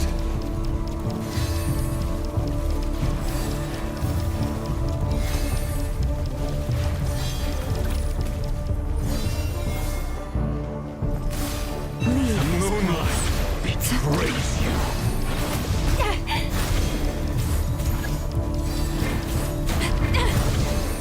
Observe. Fuck is he going? Get back here! Not welcome here. Unravel. Bombs away! Beware the creatures of the night. Be silent.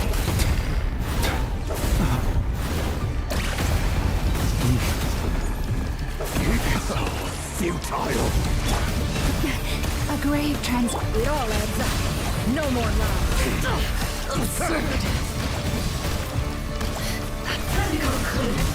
God damn, how much HP did they give this bitch?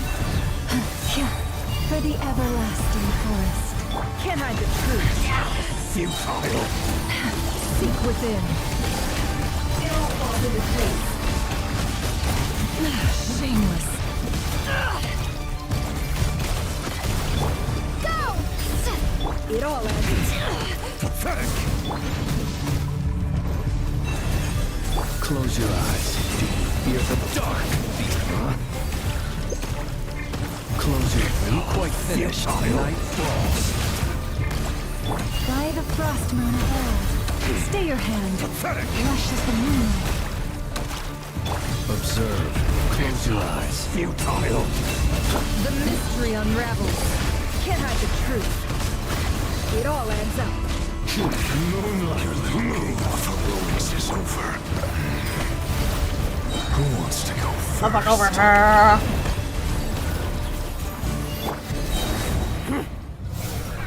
What the fuck is he doing? Oh man! I took so long just trying to get your HP down. No, we've been separated. You okay? Never. Where are the others? Stuck outside the barrier. I guess he really doesn't like us. You put him in the cube and now he's busy. Before, knowing too much is always a death sentence. Be careful what you wish for.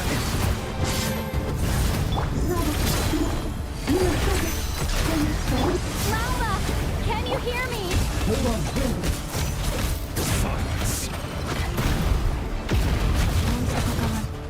But at least I know they're still there. I need to stick to the plan. Remember my most important task. Stalling him. If I can stall him for long enough, the moment will come.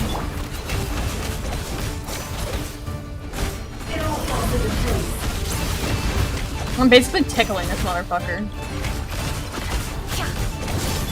Which pisses me off because I'm pretty sure everyone here is C3. No more lies. The mystery unravels. It all falls into place.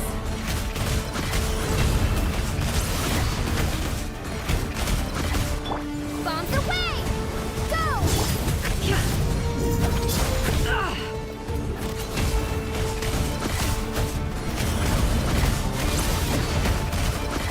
This bitch.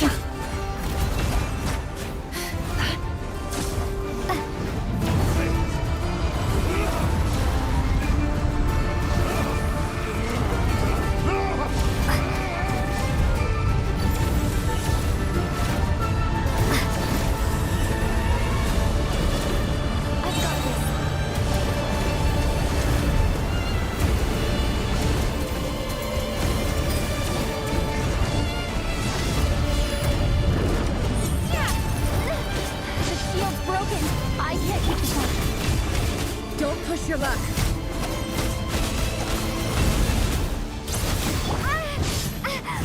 Water jet! It all adds up. Let's see what you're made of. Oh, I'm giving me fucking ass kick. Go! Bombs away! Seek within.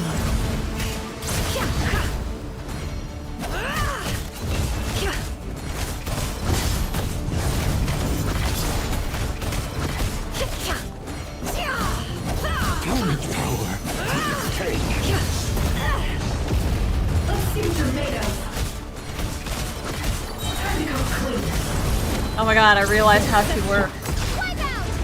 Only took me all fucking battle. No more lies.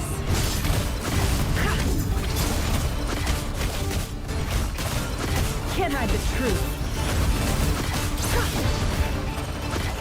It all falls into place.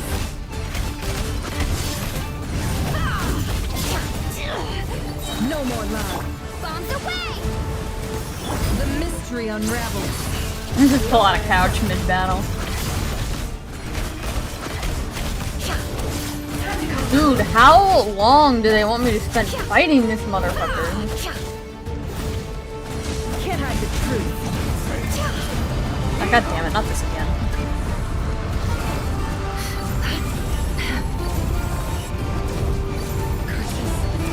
No other way.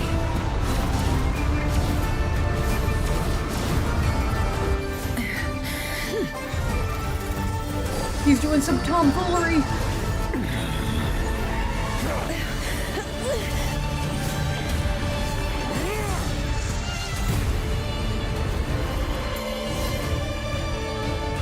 The only way to defeat burrrr is to borrow his own power. That means Columbina will have to disappear while you two bear the brunt of his attacks. You have to hold on. Find a way to keep him focused on killing the two of you.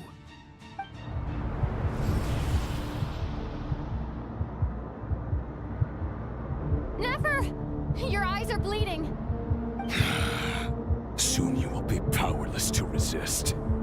And then, I will reduce you to dust. But that dust will plague your memories. Come on, keep holding on. Any other tricks up your sleeve? Let's see them. As entertaining as they are. You've backed yourself into a corner. You don't fool me. I see your fear clear as day. I have to stoke his rage. Make him unleash everything. You fear what you could never defeat. You fear the thought of never being able to save your beloved. You cannot win the fight against fate, burrrr. Is that what you think? Well, now it's your turn to feel afraid! Oh no. You fear the sound of your own name? Is it us you hate? Or is it what you've become? Let's see what becomes of you!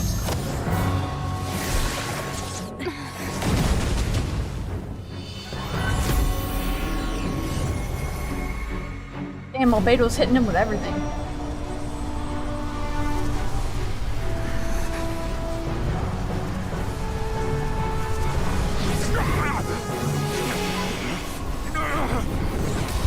What's happening? That power. I've seen it before.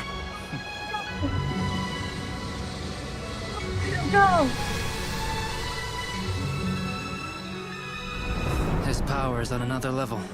We'll need to use an alchemical array to convert his power into a usable form. Then quickly channel it into Columbina, rendering her powerful enough to compete with him. I'll join you. I can help. If I release enough abyssal energy into a confined space, it'll create a potential difference, allowing us to extract a huge amount of elemental energy. Next, I'll synchronize with everyone's minds using Pyro, then give you temporary access to their abilities and fields of view. But it won't last long. Can you see? Well enough. So, we have a student of Gold Rhine-Daughter in our midst. How about that?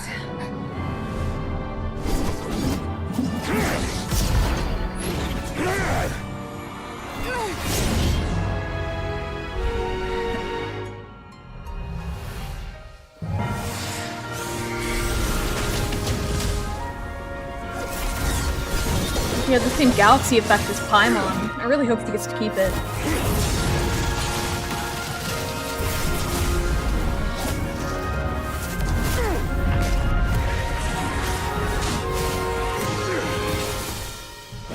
You use my own power against me? Just like how you stole Kuvaki. Look familiar? He has a nice weapon.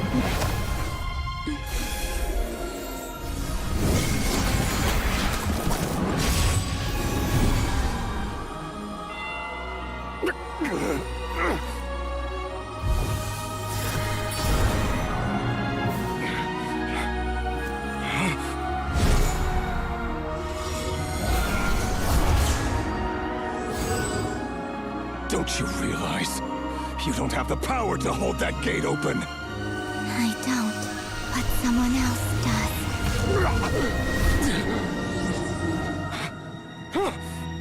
Goodbye, Rerir. Hope you meet your wife. We won. You okay, Durin?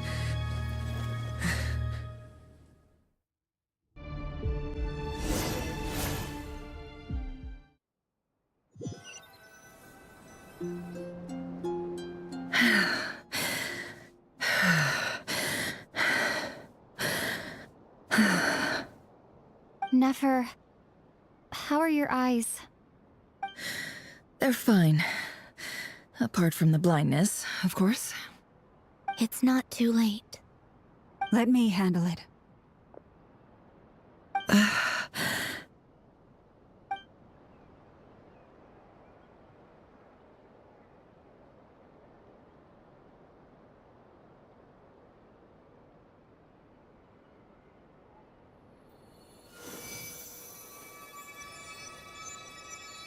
Oh good, her eyes Miss do end up being Nefer. fine.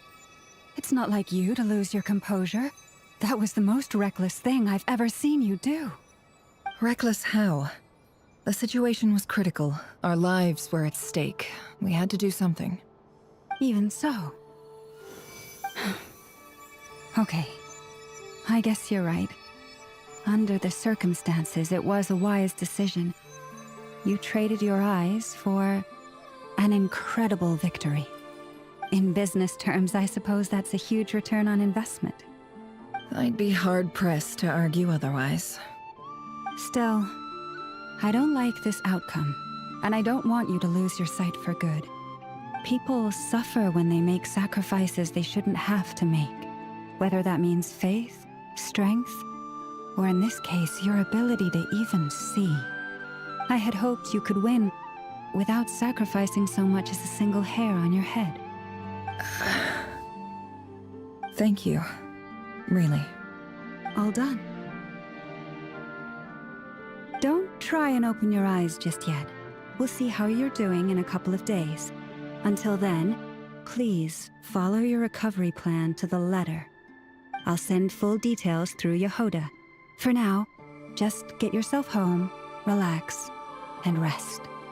My dear friends, we have fought bravely and achieved a spectacular victory. A dark cloud has been lifted from the skies of Krai. All in this land will be grateful for what you have done. The moon will remember this day. Thank you both.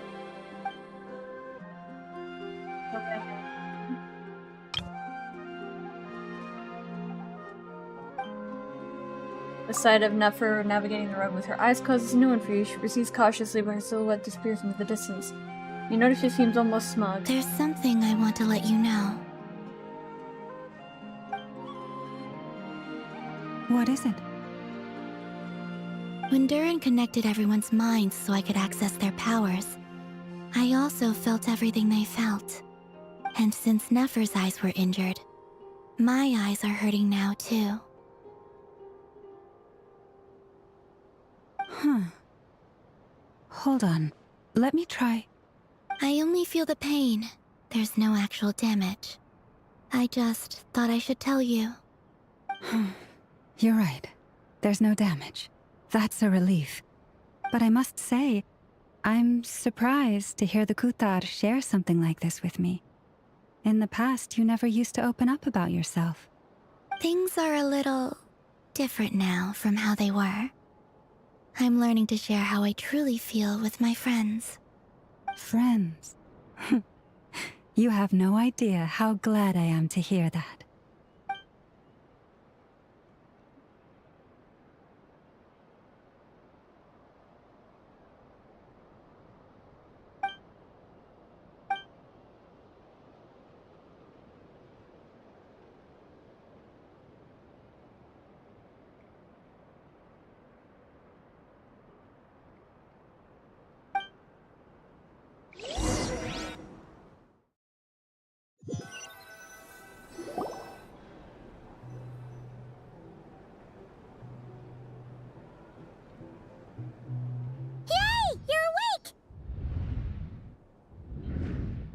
How are you feeling? Any aches and pains? Did you sleep well? I'm doing all right, Paimon. No need to worry about me. Phew! Well, that's good. Paimon's been sitting on the edge of the bed worrying about you for ages. You slept a whole day and night. Poor Paimon had to eat all by her lonesome. Glad to hear you didn't starve. How was the food? Well, it wasn't the same without you there to share it. Honestly, Paimon just can't relax when you're not your usual self. She couldn't enjoy the food and settle down to sleep. Well, I'm back to normal now. Oh yeah, and Albedo swung by earlier. He said to tell you to head to the tavern when you woke up. Varker and the others are organizing a victory feast and they want to celebrate with you. He also dropped off some medical supplies, but you seem fit as a fiddle, so guess you won't be needing those. If you're feeling up to it, let's head over now. Wouldn't want to keep them waiting.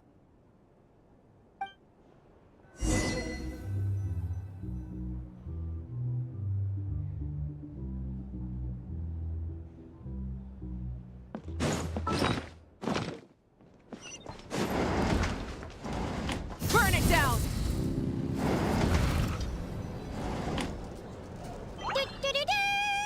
We're here!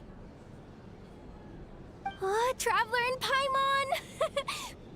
Perfect timing! We were literally just saying how there's no way we're holding this victory feast without you any longer, and we would have postponed it till tomorrow.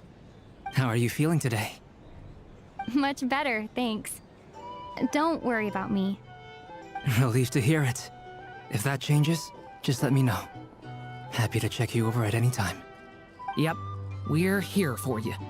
Anything you need, just let us know. Oh wait, where's Nefer? How are her eyes doing? Nefer's right over there. I'm sure she'd love to catch up with you.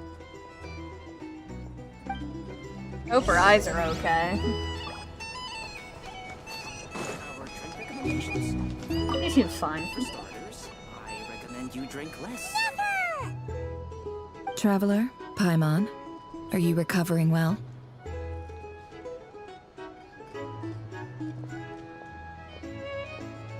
Turns out that moon chanter has some real talent after all. My eyes were mostly recovered after just a couple days' rest. I can actually open them again now. Yeah, but you gotta be careful. Lauma says not to strain your eyes while they're still healing. Yes, thank you. I'm well aware. Yehoda, could I borrow you for a moment? I could do with an extra pair of hands. Oh, sure. Coming. Did you hear that? I gotta go help Lauma for a second. You guys chat among yourselves. I'll grab us some drinks on the way back. Paimon, you still like 'em sweet? You bet! Make it extra sweet, because Paimon's earned it! Sure thing!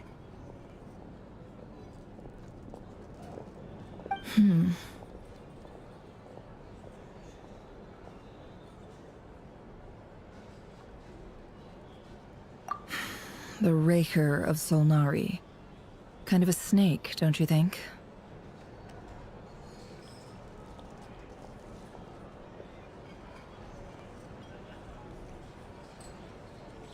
No, definitely a snake. A poisonous one who spewed his venomous hatred everywhere. Anyone who seeks revenge out of hatred for other people has become a snake. That's something my dad used to say.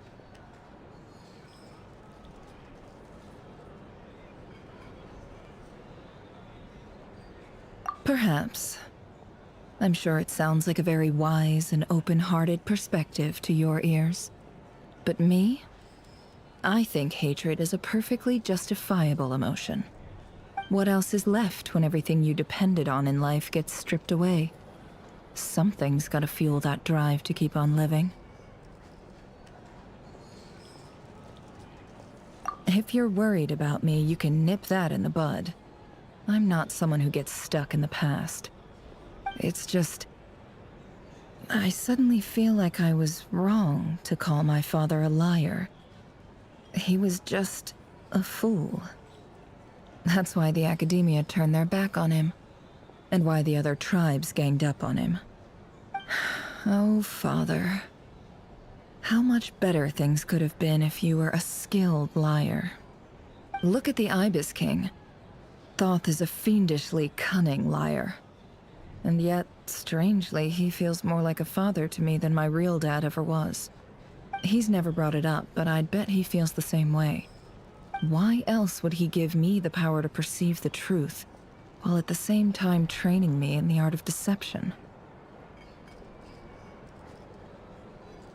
Well, King Deshret banished him to Aru, which is essentially a prison, and posed 3 questions to him. He promised that he'd have his freedom if he could find the answers. His response was to take on a physical form and approach me, hoping that I could become his envoy and search for one of the answers on his behalf. Did he really think I'd fall for that? He's stuck there. He can't make me return what he gave to me. So that's enough for you to decide he's nice, is it? He's a prisoner, and he was scared.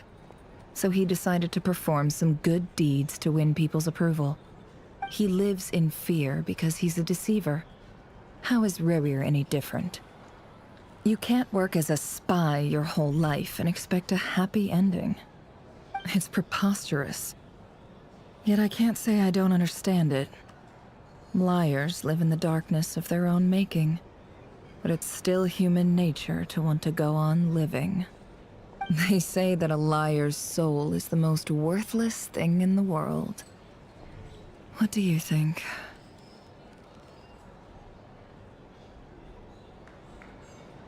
Depends. Good. If you understand that, it means you're smart. And you see things objectively. If you ask me, the soul of a liar really is worth nothing. Because all they care about is themselves. For example, when something good falls into my lap, I don't go sharing the news around. Stops other people trying to steal it from me.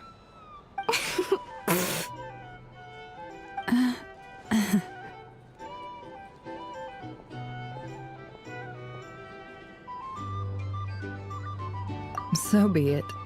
They have sharp ears. I can't keep anything from them.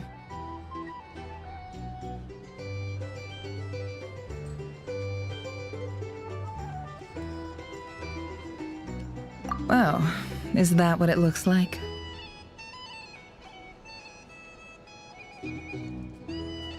Well, you all know my past now, and I can't simply eliminate everyone who knows too much. So I guess I just have to put up with you. For the foreseeable future, at least.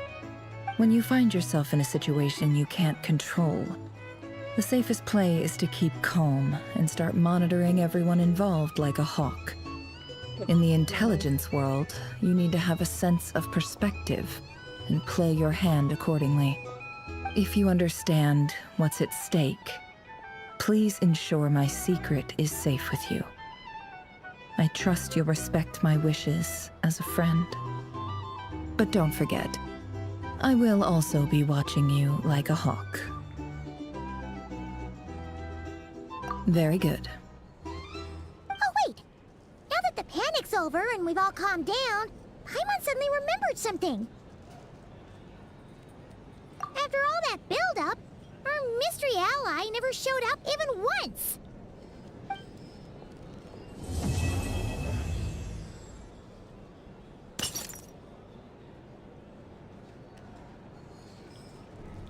Huh?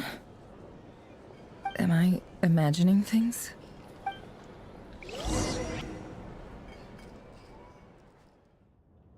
What was that?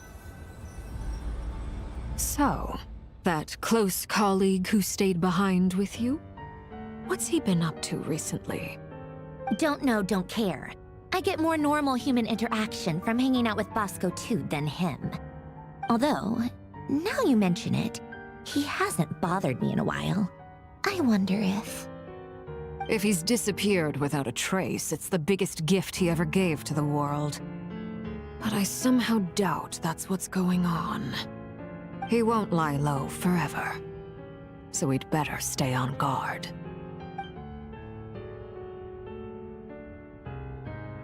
I like that everyone just collectively fucking hates Dottore. Everyone's just like, man, fuck this dude. I never. Ah, Lord Sangama Bay. How lovely to see you. I must thank you for the device you provided. It was an enormous help. Would I be right in thinking that it was developed by the Academia? Why come and ask me when you clearly know already? I mostly came to thank you. That's more like it. A little gratitude goes a long way with Lord Sangama Bay. Play your cards right, and you might even stand a chance of becoming my long-term supplier. The chance to work with such a kind and charitable investor as yourself would be a great honor for the Curatorium.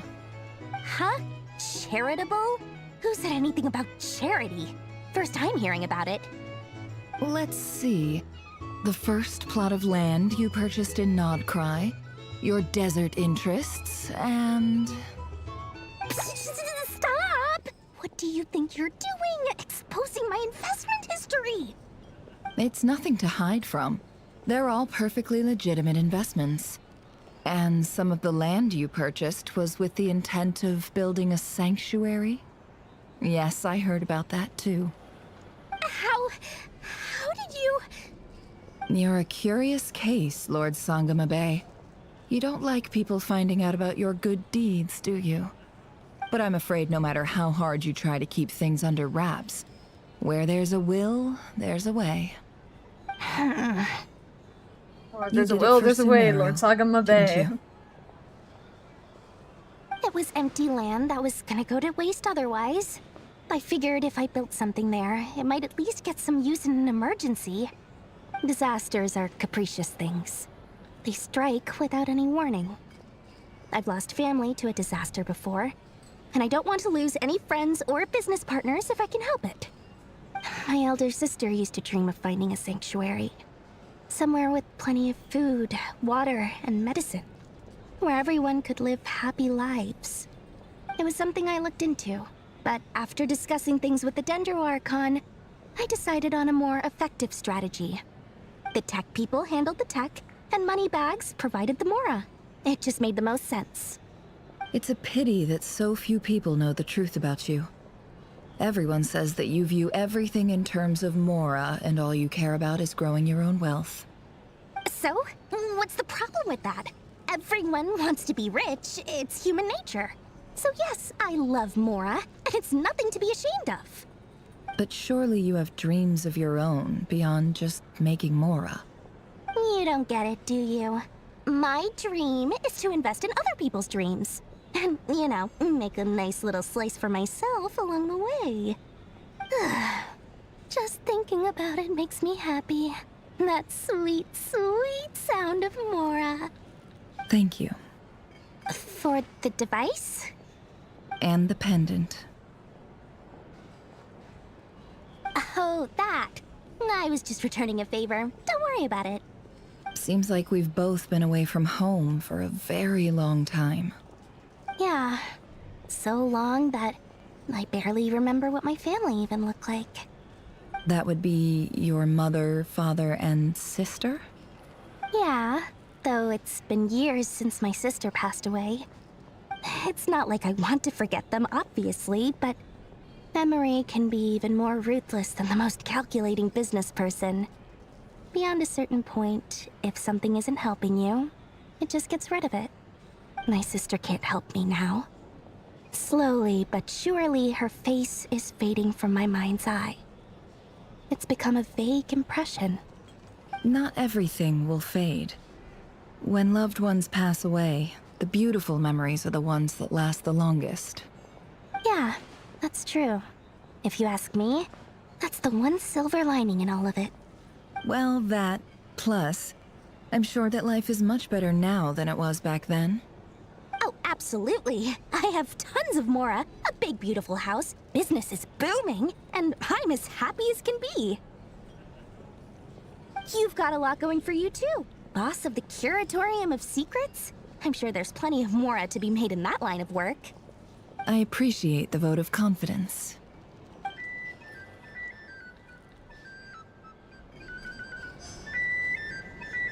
To know that, like, more about Dory. She just isn't some money-hungry person. I'm standing on the table while talking to you because I'm cool! How have you been holding up? Any adverse reactions? If you start to take a turn for the worse, make sure you tell me right away. You don't need to worry about me, Grandmaster. I'm fine. I mean, I barely did anything, so... What? You're too humble, young man. You played an indispensable role in the battle for Krai. We can't thank you enough for your support. Sometimes, when people praise you, it's because you deserve it. The best thing is to accept it calmly and with grace. It's important to learn how to respond to words of admiration. Let's do a quick demonstration. Albedo, that was an incredible feat of alchemy. The pressure was on, but you worked flawlessly at lightning speed to get the job done. Thank you. I can't take all the credit, though. Durin played a big part in forming the alchemical array. See? Did you catch that? Sorry. A masterclass in how to take a compliment. Okay, yeah. I did work pretty hard to help prepare for the battle. No point denying that. Hey, you guys!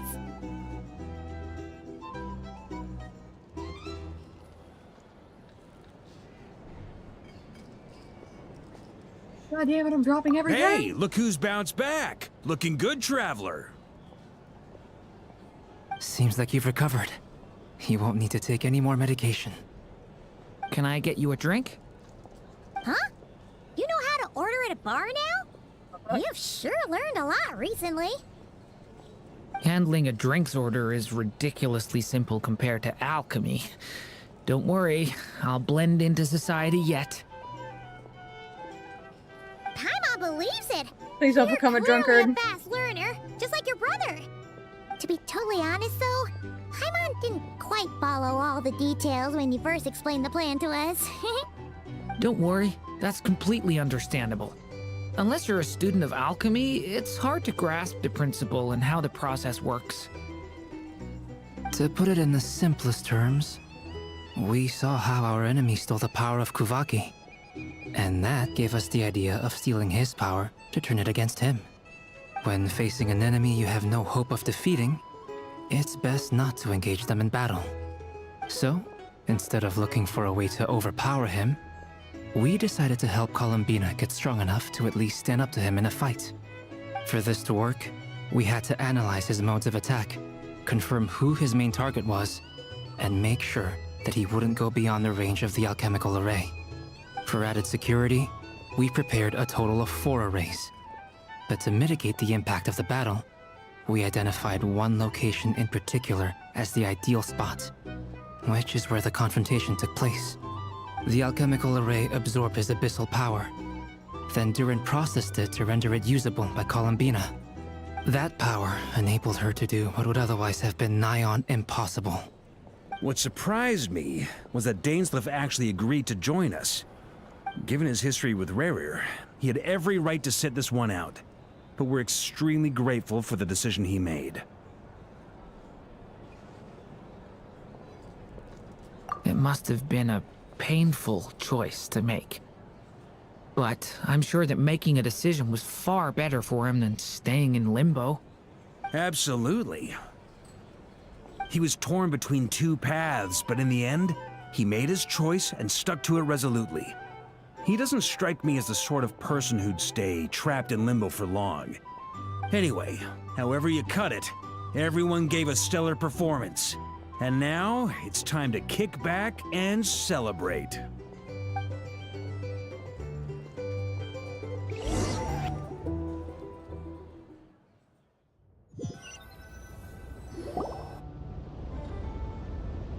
That's the only reason you're here.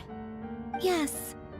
I've thought a lot about it, and I've realized that you, me, and Arlecchino should be friends.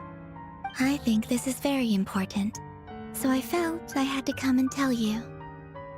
Well, this is a new one. I'm so moved. I can't even hold my teacup. If that's all, you can leave now. Do you not want to be friends with me? Or is it that you prefer being co-workers? What is this, Columbina? Are you deliberately testing my patience threshold? Right now, my politeness module is active, but if you say another word, I swear I'll shut it down. If your politeness module was active, wouldn't you say the word please at some point? Polonia, please see Lady Columbina to the door. Will you still invite me to your next tea party? What? Yes, I think you will. Bye-bye, dear Sandrone.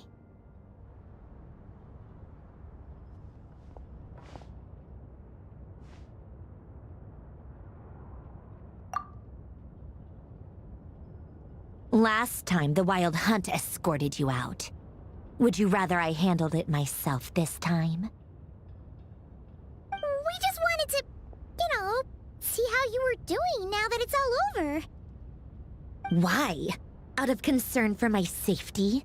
I hope you didn't seriously think that the Rayhir of Solnari would be able to lay so much as a finger upon me, given how prepared I was.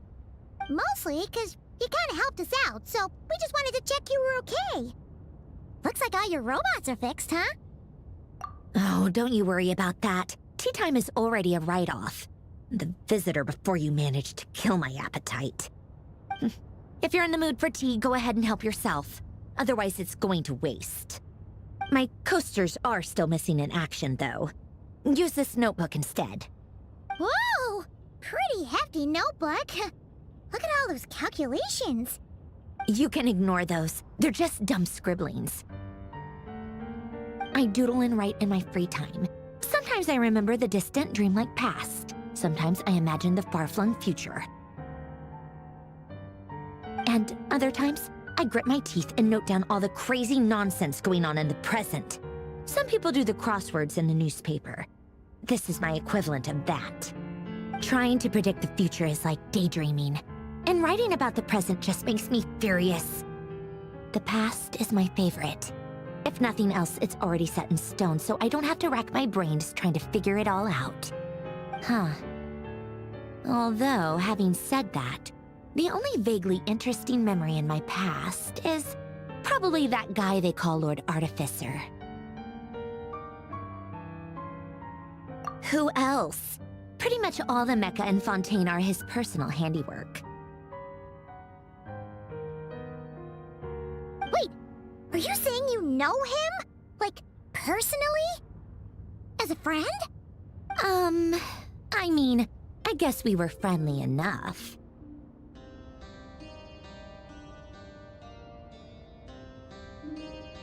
Yep. In fact, I'm probably the only normal person left who knew him at all. We used to chat occasionally back when he was still around. Before he passed away, he asked me to destroy all his manuscripts. I honored his request, but I did read through everything first before destroying them. I mean, I couldn't let the genius of Lord Artificer Alain Guillotin disappear like that. Would have been such a waste. So, that's where the formulas in your notebook are from? I just told you. Those are my equivalent of crossword puzzles. They're just dumb formulas that I solve for fun when I'm bored. Alain's work was like epic poetry. The formulas in my notebook are just silly little riddles in comparison. Not that there's anything bad about them. I mean, at least, solving those riddles isn't going to hurt anyone.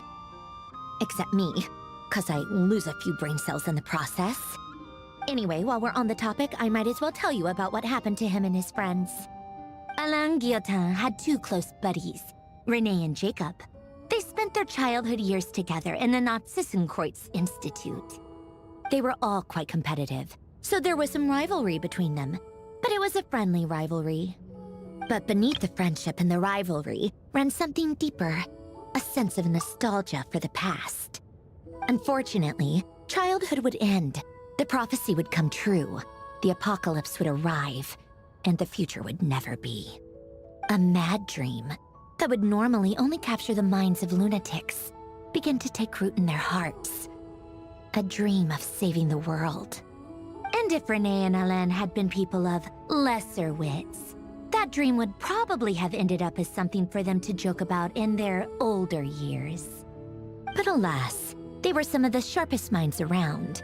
They nurtured that dream with the full power of their intellect, and it grew into something that ate away at their souls. The first of them to fall under its spell was Renee. Against Alain's wishes, he persisted in experimenting on a mutual friend of theirs to try and save their life. Alain did not approve and parted ways with Renee. It's complicated. Alain wanted to believe that Renee only did what he did for the sake of their friendship. But when he told me about what happened, I could tell he still had some suspicions about Renee's motives. Perhaps the seed that would grow into a nightmare had already sprouted in Renee's mind. Even then, the next time they met, Renee's soul had been completely engulfed by the dream of salvation. His futile attempt to change the tide of fate only resulted in a wave that swallowed up the world, even before the apocalypse came. And although that wave died down eventually, I hear that it just recently came back with a vengeance. As I understand, Renee wanted to live out his dream of salvation once more. But I'm told that the attempted resurgence finally died out for good. At long last, Renee awoke from his deluded dream. Though of course by then it was far too late. What do you think of Renee? Do you admire his transcendent genius? His view that any price was worth paying to achieve the lofty goal of saving the world? Or do you despise him? Dismiss him as an evil madman who wrought havoc on the lives of everyone around him as he pursued his delusional dream? Same difference, really. Just a matter of perspective.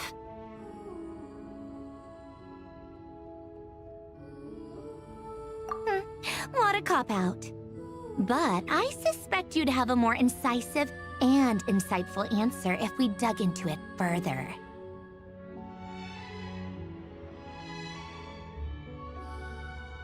I don't like fanatics who give up their whole lives for their ideology. Nor do I like fools who let their delusions take control.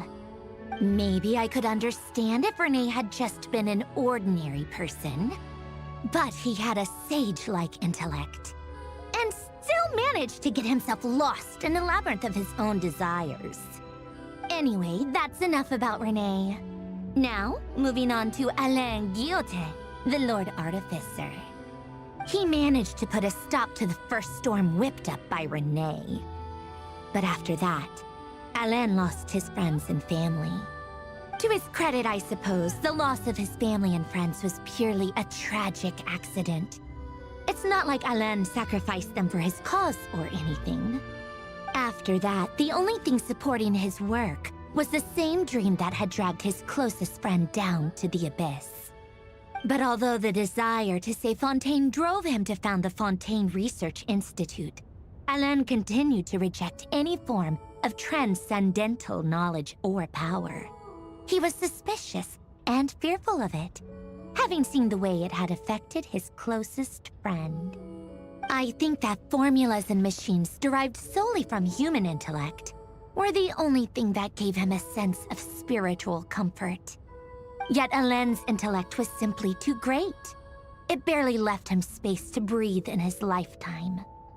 Once he realized that the end of his life was approaching, he finally accepted the truth. The Nazissenkreuz Institute needed someone, and a human being, to see its story through to the end.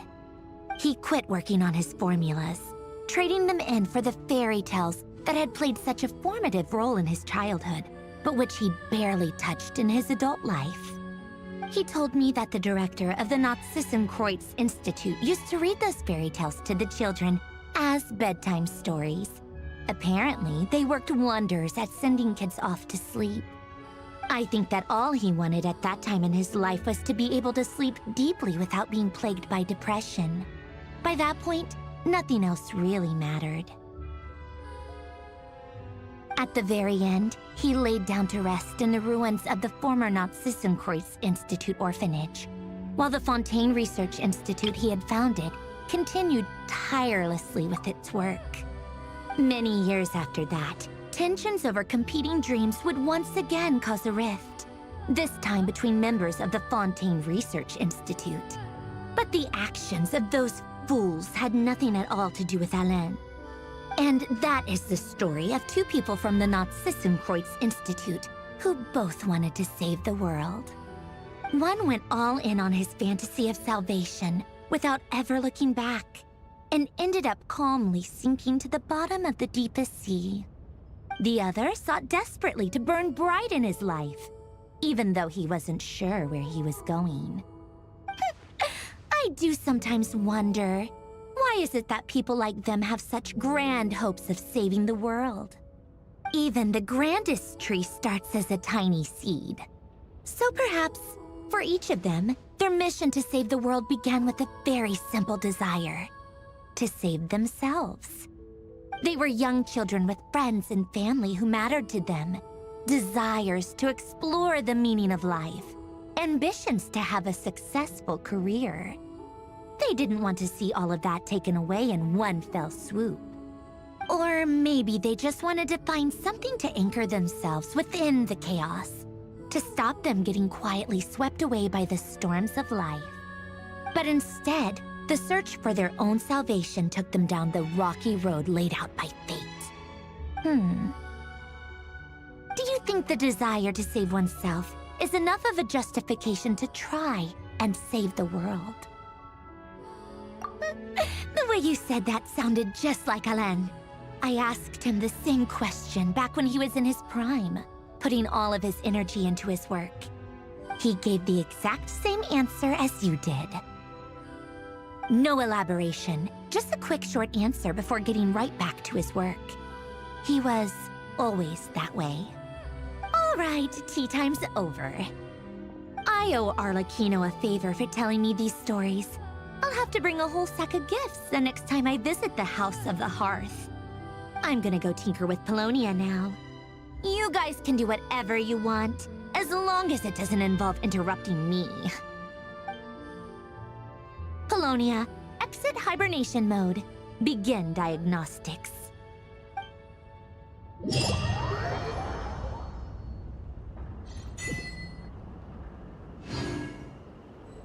And that's the final part of the quest.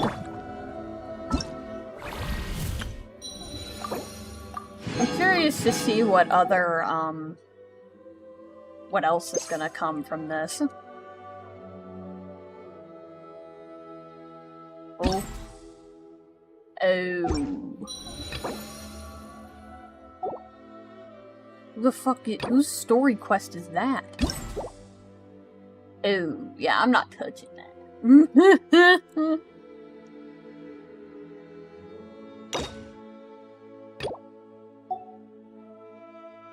Yeah, look at all my quests. I still haven't touched. I want to do skirts only because you get a cute little thing from it. But that is all for this video. I will see you all later.